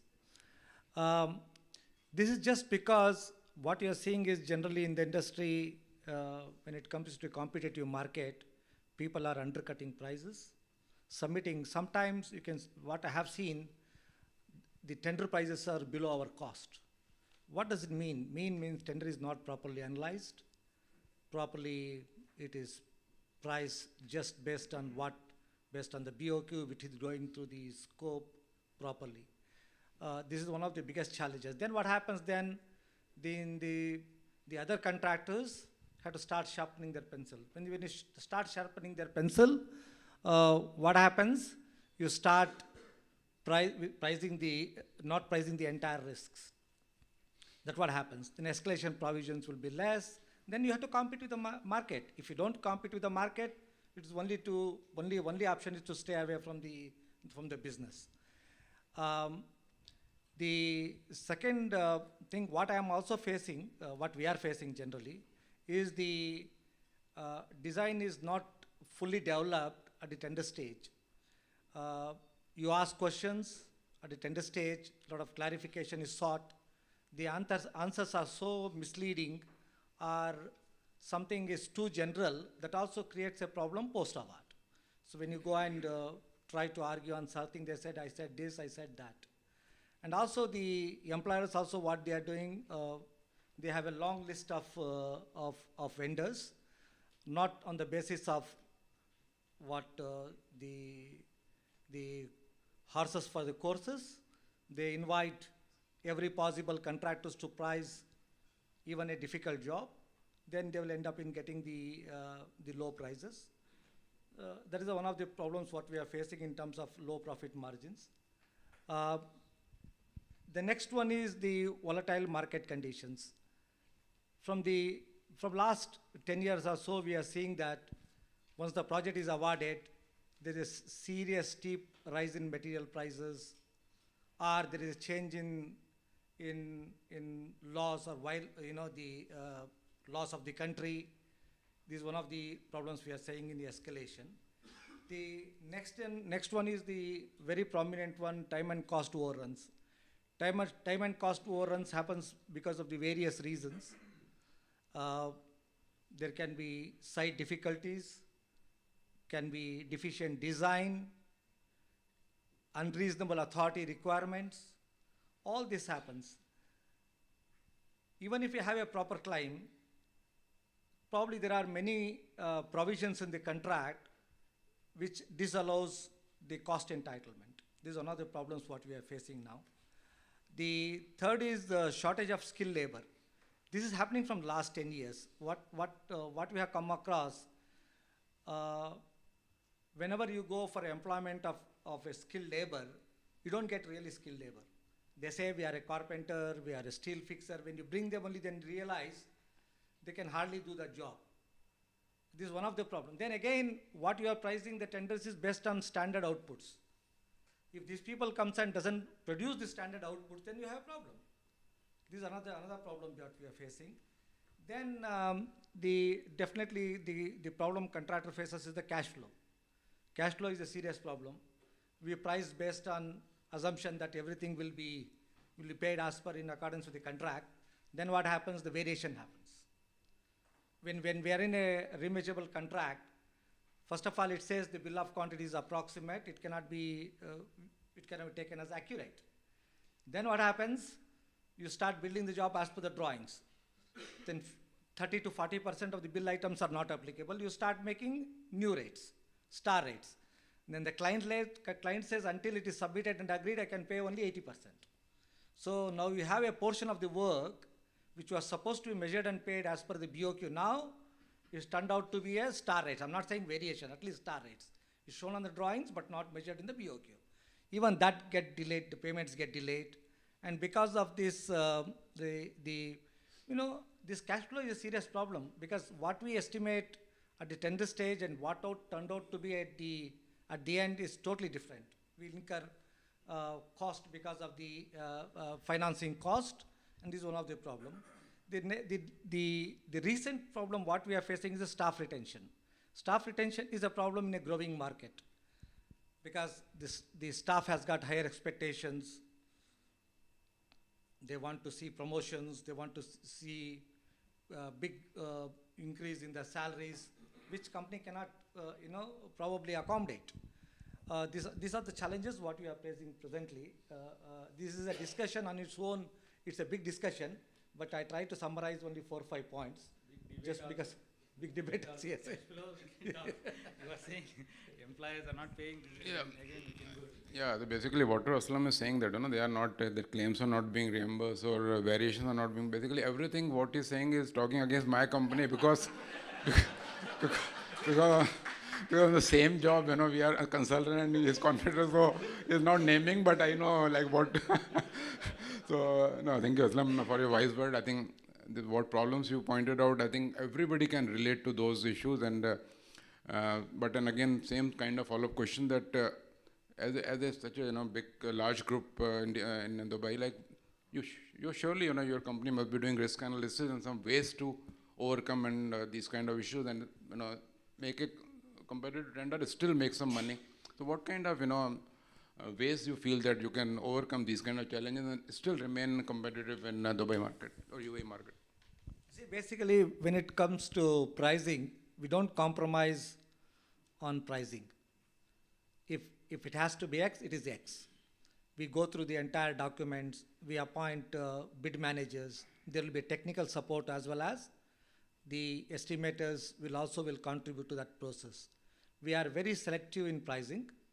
Even if we don't win, doesn't matter. But of course, the margin levels have reduced, but we don't compromise on our pricing. Secondly, when it comes to the time and cost overruns, we have a robust the control measures. We will try to see that is there any mitigation options to avoid the delays. Whatever reason, if the project is delayed, you may have a very good reasons to recover this cost, but definitely you'll end up in an argument. You did not timely submit one method statement, or you are late in that shop drawing. So these project controls, which is one is cost value reconciliations, even on the program side of it, we take it very seriously and try to make sure that the project is completed as early as possible, and also enter into a discussion with the employer. See, this project is delayed, and can I do this, can I do that, so that the delays can be mitigated. It's a more proactive approach we take. When it comes to the volatile market, what we are trying to do now is to have some remedies in the contract. Now, of late, you might have seen there was an article in the newspaper about the banning of 65-ton vehicle on the UAE roads. It's a good measure. They are doing it to protect the roads, but it has a huge cost implication. Imagine a truck carrying now 65 ton, that material is transported in 30 tons trailer. It will have huge implications. Now we went and explained to many clients that this risk we cannot take it. We don't know when this law will be implemented, and therefore you must have a remedy for it. Some of the clients were kind enough to accept this argument, and they have allowed for the allowed for a provision. If in case that risk happens, there will be cost reimbursement. That's a good sign. It is happening now. Similarly, we are making every effort to make sure that there is a remedy for any changes to the law. What happens? The material cost perhaps not excavated at its manufacturing level. When it transported now, every Emirates is installing tolls. Just because of that also, material prices are getting escalated. At least there should be some provision to deal with these risks. When it comes to the, I talked about shortage of skilled labor. What we have done is, we have set up a training center in our company. Whenever a new labor is appointed, they go straight into that training center. In the training center, we will show carpenter, this is called hammer. But definitely I can tell you, there are cases, when you say go and pick the hammer, means they'll go and pick the shovel. You know, that kind of situation we have seen. We train them, then put them into the work. Otherwise, the standard outputs will never work. We historically pricing the outputs of 2 man-hours to pour concrete, 4 hours for shutters. It will never be achieved unless you have a proper training. Staff retention, we give them a lot of promises that you will be taken care when all this market improves. Some wait and some disappear, we have to deal with it. And that's what I can say about the remedies. Thank you, Aslam. I think these are very, very practical issues which you address, and I think all of us, we can surely relate to that. Now, next question or next panelist, Ajit. If all of you are thinking that I'm going to ask him to make a mimicry of Prem Chopra or Amrish Puri, you are all going to be disappointed. I'm going to ask him a technical question only. So again, Ajit, knowing your background, you were again with the huge developer, very, very prestigious developer earlier. Again, you are back to a very, very prestigious developer. So from your perspective, and you have seen UAE market for so many years. From your perspective, like what are challenges that you feel that are relevant to the industry? Yeah. Thank you, Iiqs. Actually, I'm a bit nervous. I don't fit here in this August panel. Nevertheless, I'll try to see. Most of the things has been discussed by Kashi and Aslam. Aslam says from a perspective of a contractor, so I'll try to see how I can tell from the challenges from a perspective of an employer. Right. The main challenge is because of the ups and downs in the market. That is the bottom line. So there was a time when it was the contractors market in 2004 to 7 when there was peak. The prices was going over the roof, and then came the recession, and then it became a developers market. Then and then slowly again now it is peaking and it is becoming a contractors market. So Aslam's problems, what he said is, yeah, I do agree. It is during those time when the situations were not in favor of the contractor. They had to compete. They had to stay in market. Many of the contractors have been wiped out of the industry. I don't want to name any, but you know more than me. The same challenge now we are facing when we are discussing an appointment. To begin with, first of all, we don't get the required number of consultants or the contractors to participate in the tender. There was never, earlier it was very easy for us to, we put a public tender notice and you get so many people coming in. So to begin with, we find it a challenge to attract somebody to price for you. The second is, okay, once you send an invite to 5 or 7 and you hardly get 2 or 3. So there are two things. I work for Dubai World Trade Center. So we have a corporate governance on one side, which is a challenge. So any tender over this much value needs at least 3 or 4 quotes and the like. Second challenge is, always developers want to go for the low bidder. To some extent, some developers see it address it in 2 ways. There are certain developers like Nakil. They set a benchmark. Once all the contractors meet that benchmark, then it is the lowest bidder. A developer like DWTC is very encouraging for us. We have a weightage between technical and commercial. So that addresses some of the challenges which we have, which is to get the good contractor on board. But nevertheless, we have a challenge first in terms of getting somebody to participate. And the third and the biggest challenge now is that we find hard negotiators on the other side now. There was a time when we put any conditions, people used to sign up for it. Now, one of the main reasons or one of the challenges which we face is we have hard negotiators. Like Aslam said, employers are kind enough. Employers are not kind enough. The situation of the employer is such that they have to accept some of the reasonable terms which they put forward.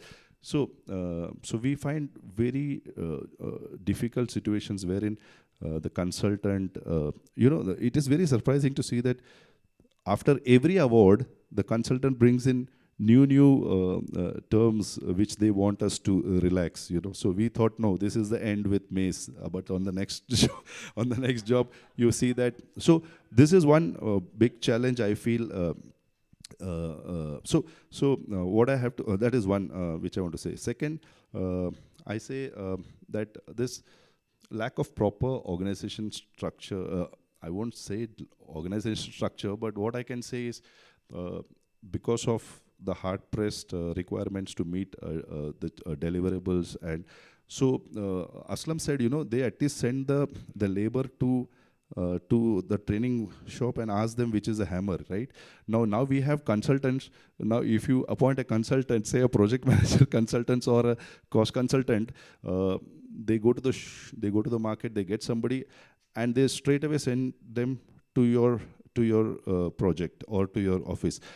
And I have interacted with colleagues who belong to that organization, but they don't know anyone in that organization. Not even they know the way that organization functions. They are more become like our employee.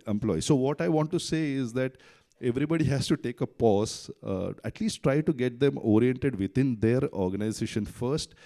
At least make sure that they meet the level of standards which those organizations are known for, and then push them onto the client. So we have situations when we have to give them, like Kashi sir was mentioning outside. You ask a consultant to. So you expect them to give a list to you, right? Now it's so happening that the people who are coming, they ask us to give a list for them, yeah, and the like. And another thing which I think, sir, is a challenge is that, see, on one side, UAE, the pace at which UAE is growing, and the things they want to bring into construction industry, advanced standards, something called branded residency. There, I never used to. I heard 7-star and all that. Now it is like branded. Branded in a sense, you need to.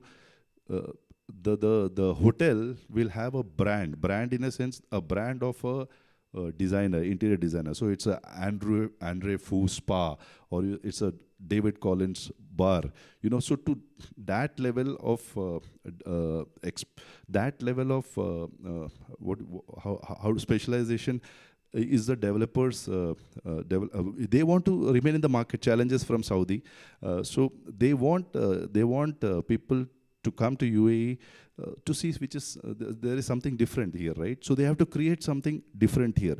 So in that challenge, what happens is you don't get the skill set and a second thing is about sustainability. So you have COP28, and the sustainability standards are also to be implemented. So you don't have an in-house.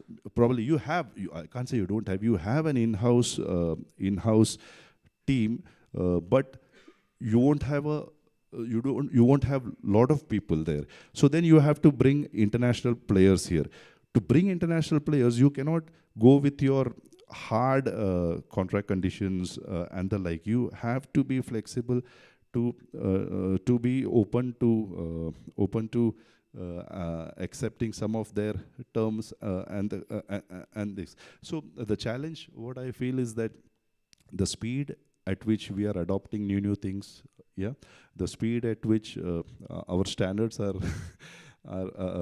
being increased and set, we don't have we have a challenge to of the resources to match those standards. So I think, in a nutshell, I would summarize these things as the current challenges. Yeah, thank you, Ajit. I think kind of problems what you mentioned about that you're facing with a consultant, instead of putting on a public platform, you should have called Sampath or me through a phone, No. Okay, thank you so much. Okay, so now we'll come to our last but not the least speaker, Sinimol. Sinimol, I've got two questions for you. First question is that you got all kind of awards. Only 2 awards are left for you: Bharat Ratna and Nobel. So which one you are going to file your papers for? And the second question is, what is your take on the Dubai market? Like, you feel the way Dubai market is booming, it will continue to boom, or what is your view on that? Thank you, Dharmendra. Good evening to all. Let me thank you first of all to all those people who tirelessly, sleeplessly work behind this program to make it such a successful here. This is one of the grateful event for IAQS, what I have seen for last 25 years. And any event which would not be happen in a success without audience, without mentors, without our members, and a great sponsors behind it. Thank you all of you, first of all, as a IAQS member and chairperson for so many times for leading this. And I think Dharmendra has asked everybody's challenges, and he's very optimistic about me. Okay. I think this UAE market, I am leading a project and cost consultancy in Dubai since many years. I think I'm very much confident about, extremely optimistic about the UAE construction industry, which is coming up. And UAE is one of the area where I feel it is always having the consistency in the construction market. Whatever happens in the world, maybe a political, maybe environmental, maybe calamities, but UAE have a consistency, and that attract the world also. So we are the part of that construction since years, and as an Indian, we are having a good community in the constructions and the professionals. So we are taking a good part on that.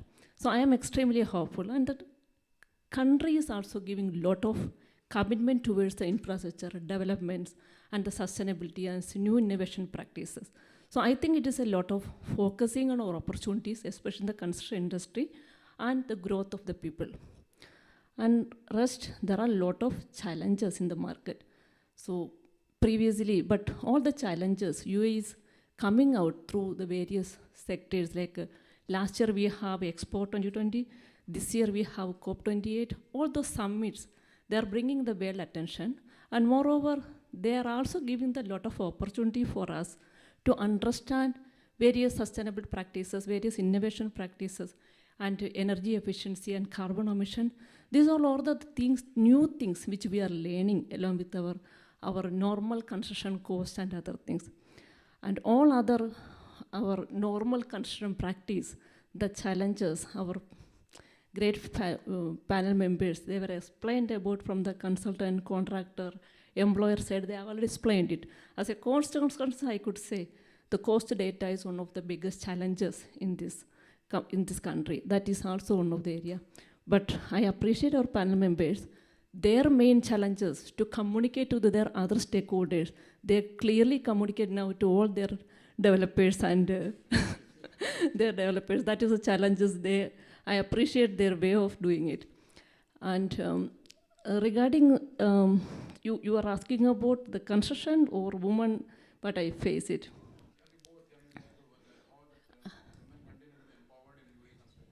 Yeah, that is always, Dharmendra is asking me, I know he was intent to do that one.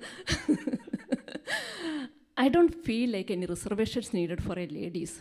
I don't think so, I need it. But always get some attentions. Maybe I'll get attention through because of a good sarees from India.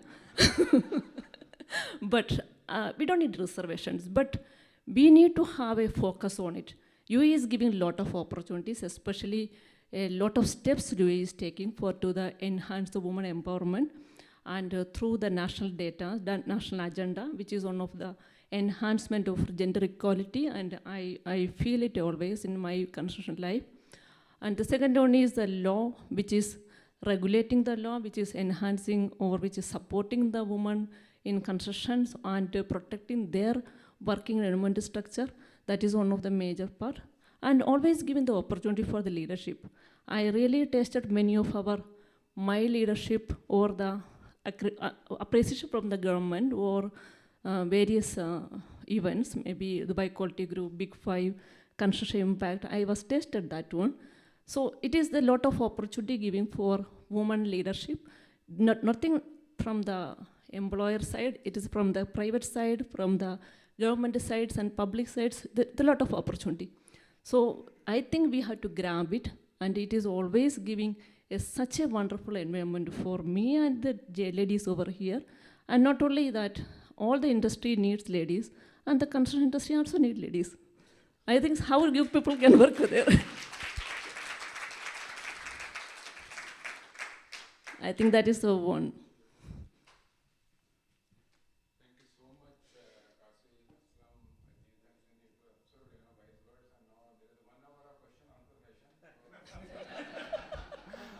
I know I'm going to be killed, so thank you so much. Please give a big round of applause to our panelists. I have a small word to the ladies in this room. Just come up on the stage for any new opportunities, come grab it and take it. There is nobody is to be push it and put reservation. Just grab the opportunity and go ahead. That is the only advice for all the ladies over here. And these gentlemen around us, they are super supporting us. There's nothing worry about it.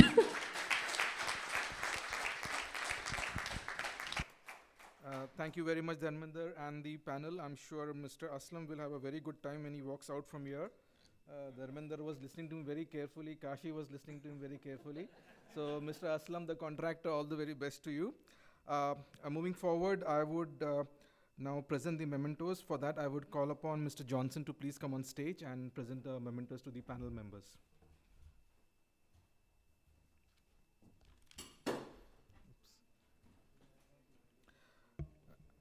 The first memento for Mr. Syed Aslam.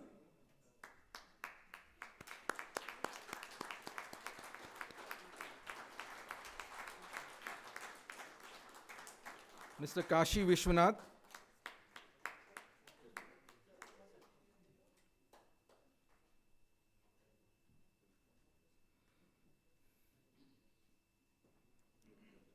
Mr. Kashi Vishwanath.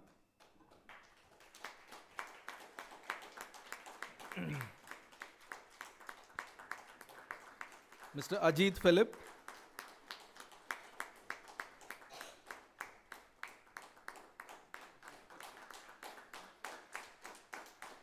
Mrs. Sinimol Naushad.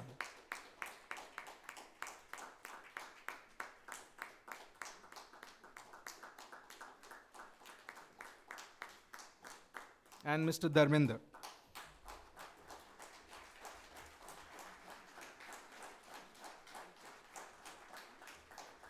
Thank you very much, Johnson, Dharmender. We'll have a quick group photograph, please.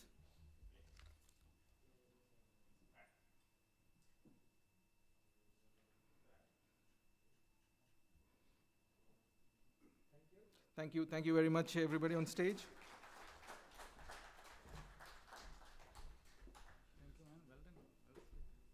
See, here he's shaking hands, and I'm going to see him outside. Right, I'll move on to the next point on the agenda, which is the launch of our magazine. For that, I will call forward our president, Mr. Matthew Vargas, our vice president, Johnson Neal, and the magazine committee, which includes Govind Raju Rathod, Raja Man Singh, Paul Bankala, Bubun, Dharmender, Kashi, Kiran, Sinimol, to please come forward on stage.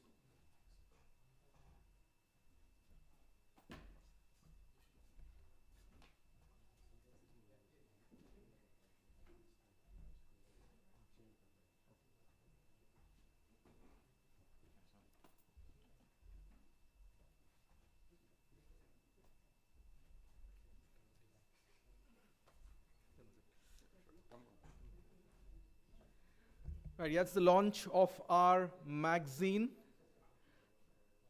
of 25 years. The hard work put forward by all our committee members, the board of directors. Sleepless nights to put this document together.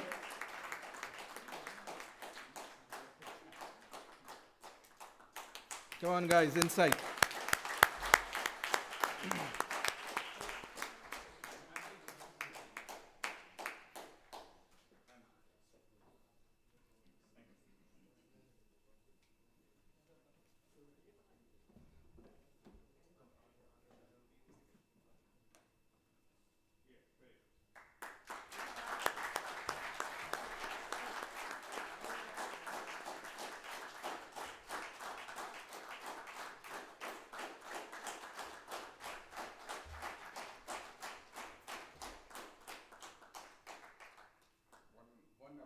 editor of the magazine, Raja Mansingh. Raja Mansingh, yeah.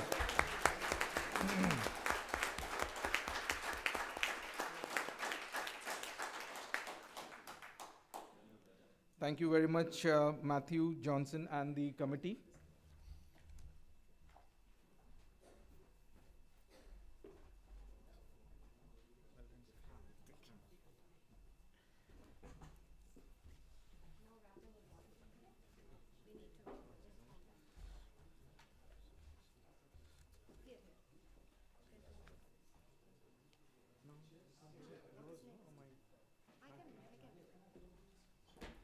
It will remain, right? It is now a memento presentation.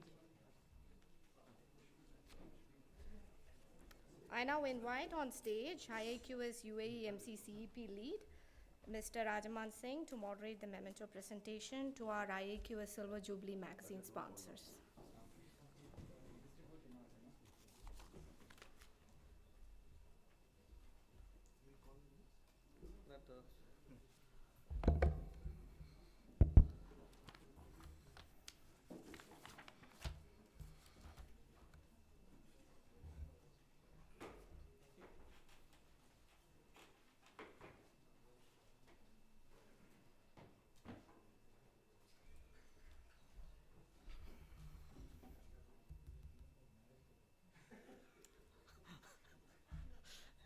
I can hear that one. It's very loud and clear. Next time I will change the picture. And it's a good evening to everyone. Thank you so much for everyone to be here, and we are a little bit running late. However, I want to appreciate some of the sponsors who gave financial support and for this event to be successful. So it's my great pleasure and gratitude to stand before to you as editor-in-chief to express our heartfelt appreciation for the generous contribution and unwavering support provided by our esteemed magazine sponsors. During this particular magazine, when we started working on this one, we had enough contribution from various support organizations, and also it's turning our vision into reality. That's the most important. And now we reached one of the milestone of 25 years of successful journey. All our support to accomplish the IIQS mission, it has been a source of inspiration for us and fueled our determination to overcome challenges. On behalf of IIQS, I extend our deepest gratitude and thank you for being our partners in creating a brighter and more hopeful future. So with this, I would like to acknowledge our esteemed sponsors and request Mr. A.B. Lakshmanan to come on stage to present the mementos. A.B. Lakshmanan, please. Sorry, I didn't told you before. Come. Please. I would like to invite the sponsors representative from Arar Utility Company. Arar Utility Company.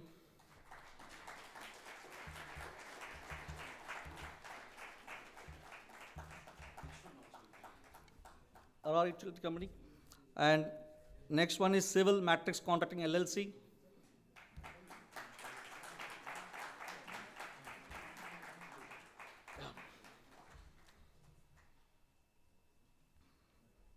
Thank you so much, sir.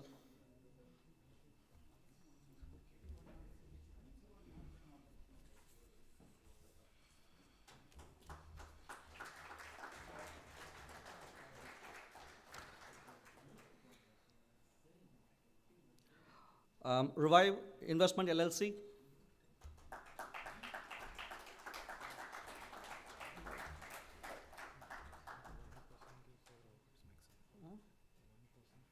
Yeah. Okay, thank you so much, Lakshman. I would like to invite Mr. Dr. B. Ravinder from NICMAR, Professor Hyderabad MC Chair, to present the mementos. Thanks.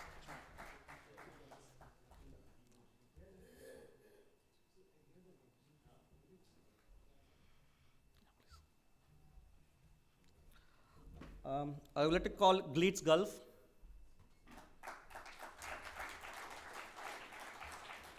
Gleets Gulf representative.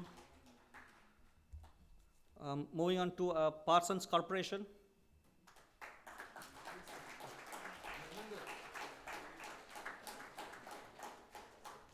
Parsons is supporting us last 25 years.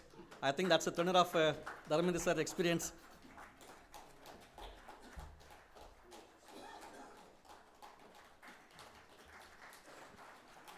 Thank you so much, Doctor.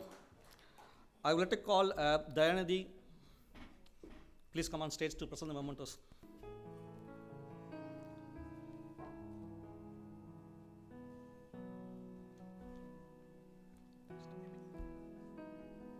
I would like to call representative from ABM, Albastian Mukta.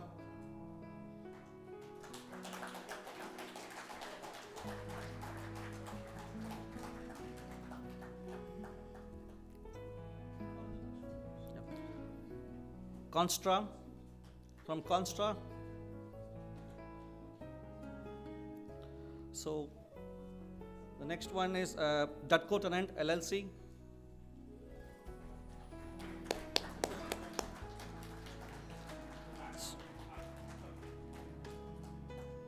Dutco, yeah.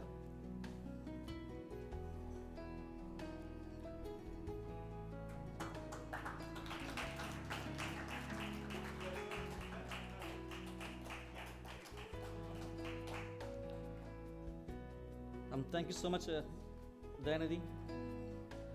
I would like to call Mr. Pavan Kumar to come on stage to present the mementos for the sponsors. GCC Contracting, representative from GCC Contracting.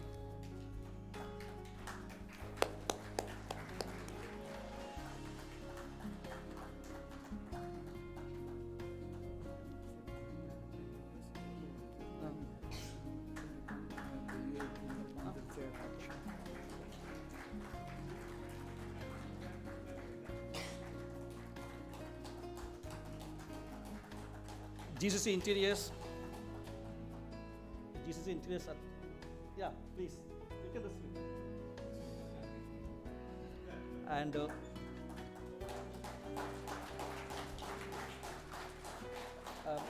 Jesco Star Electrical and Sanitary Contracting. Thank you so much, Pavan. I would like to call Mr. Basavaraj, Iiqs Director. Please come on stage.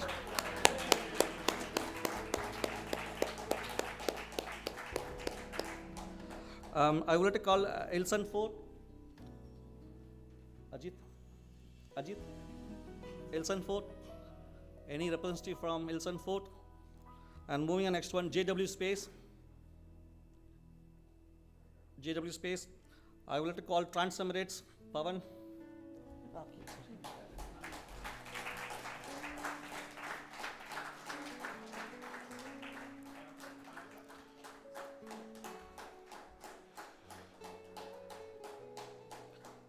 Thank you so much, Basuraj. I would like to call Kiran Kumar from Qatar MC Chair to present the mementos for the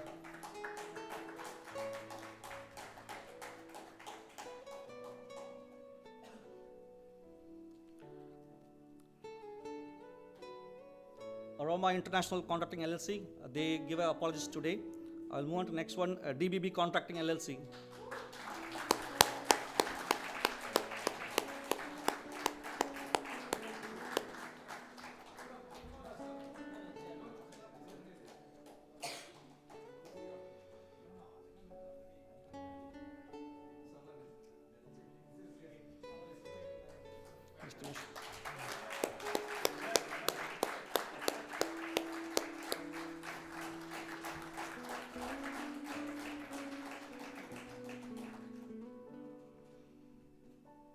Thank you so much, Kiran.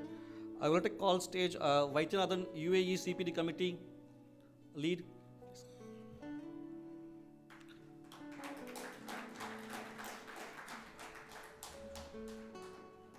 Forest M Safety Products.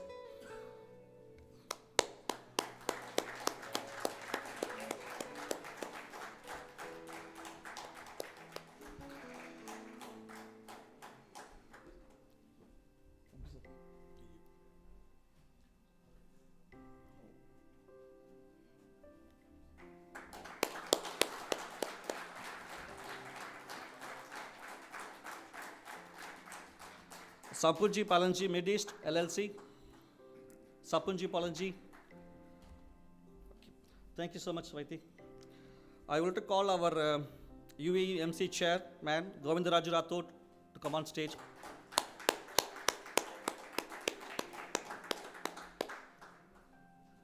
This is our silver sponsor of this event, Unique Project Solutions. Please come on stage.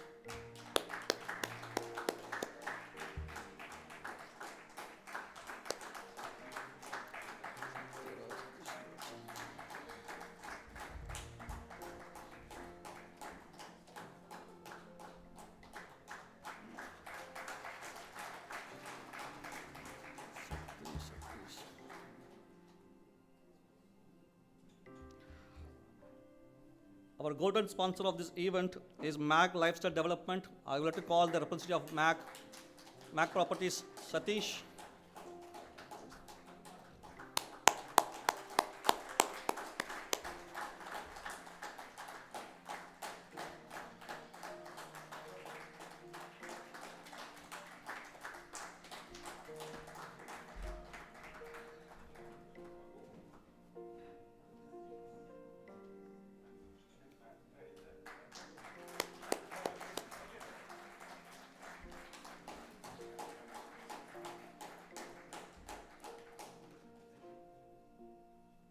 The platinum sponsor of this event is Shobha Construction, and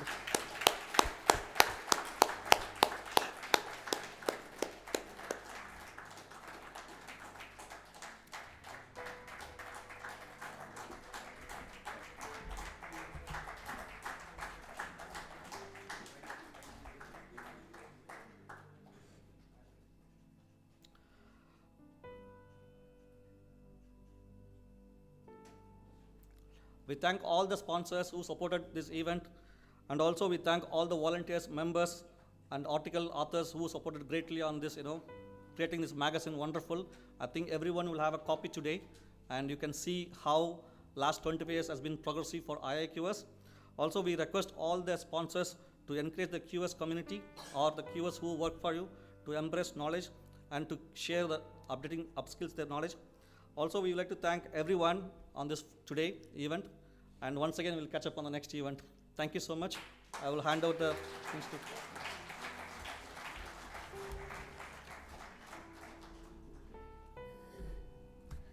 Thank you, Raja. As we approach the final moments of our event, it is with great anticipation and pleasure that we welcome our IIQS Global Board Director, Mr. Paul Bankala, to conclude the proceedings with a vote of thanks.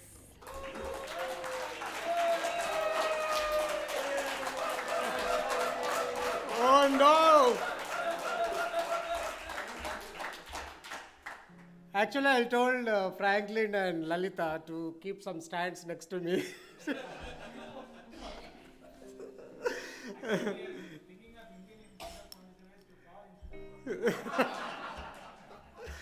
Okay, good evening, everyone. As we stand here today for celebrating 25 years of unparalleled success of IIQS, it is with my immense pleasure and gratitude I extend my heartfelt thanks to each one of you for making this Silver Jubilee Anniversary celebration an unforgettable milestone in our journey. First and foremost, our deepest appreciation goes to distinguished chief guest, Ms. Fatima Balfaki, for gracing today's event with their presence. And a special note of gratitude to our keynote speaker, Dr. Christopher Abraham, for sharing information on artificial intelligence and 3D printing, etc., and future technology. And I also thank all esteemed panel members who shared their experiences and expertise on artificial intelligence and construction challenges.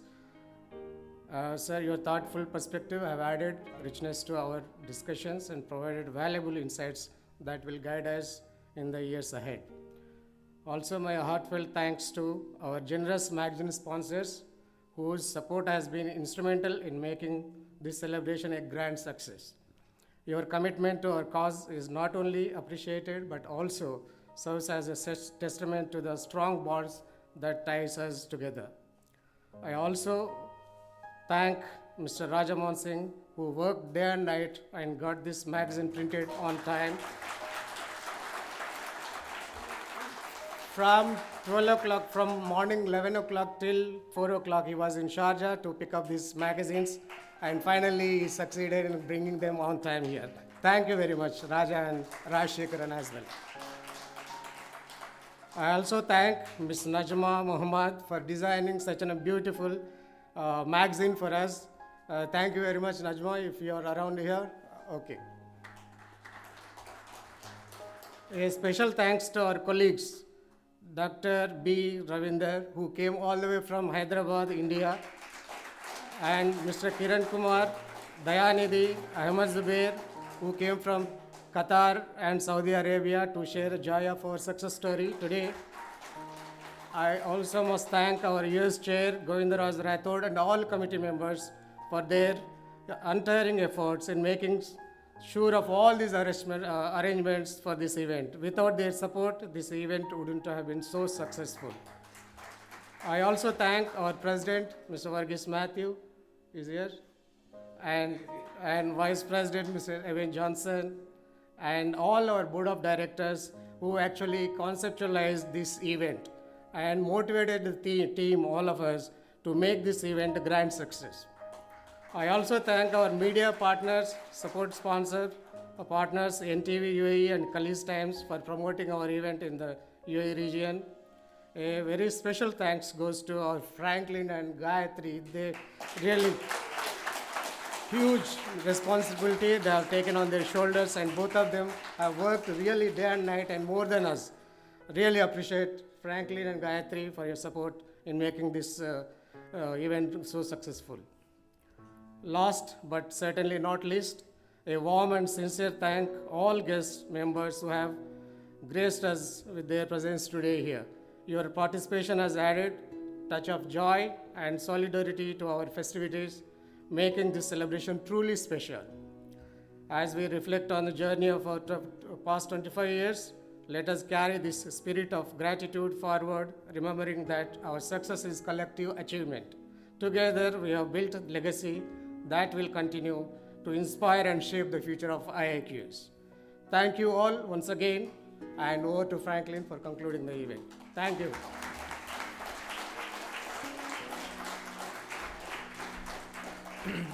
Thank you very much, Paul. I'm not sure if people are aware of Paul. He is always scared to come in front of the mic, but today he has successfully passed the test. So moving forward, we will have him probably compare most of the events. To conclude, first thing, I hope you all have collected the magazine, or you will be given a magazine on your way out. We have a sumptuous dinner. I know you are tired, probably looking very hungry at the same time. Yes, we have a good spread of food available in the lobby. But before we conclude, I would request all to come forward. We're going to have a group photograph which we would want to publish to show the world that yes, we are successful. We have done a good job and expecting to do a better job next time. So I'm requesting all to please come forward for a group photograph. Thank you so much.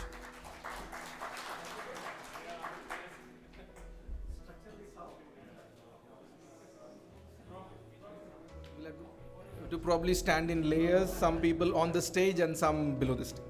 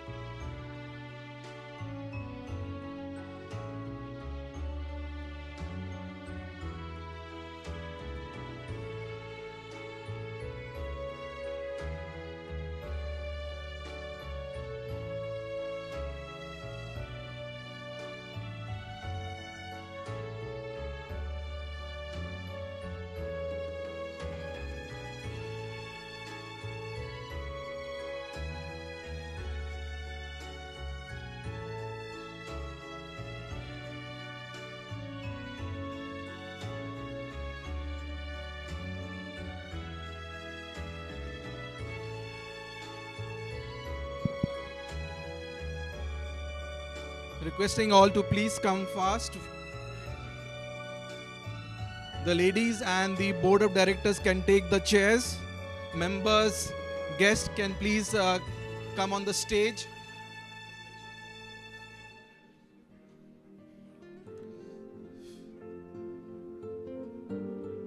Ladies' preference, ladies can take the chair.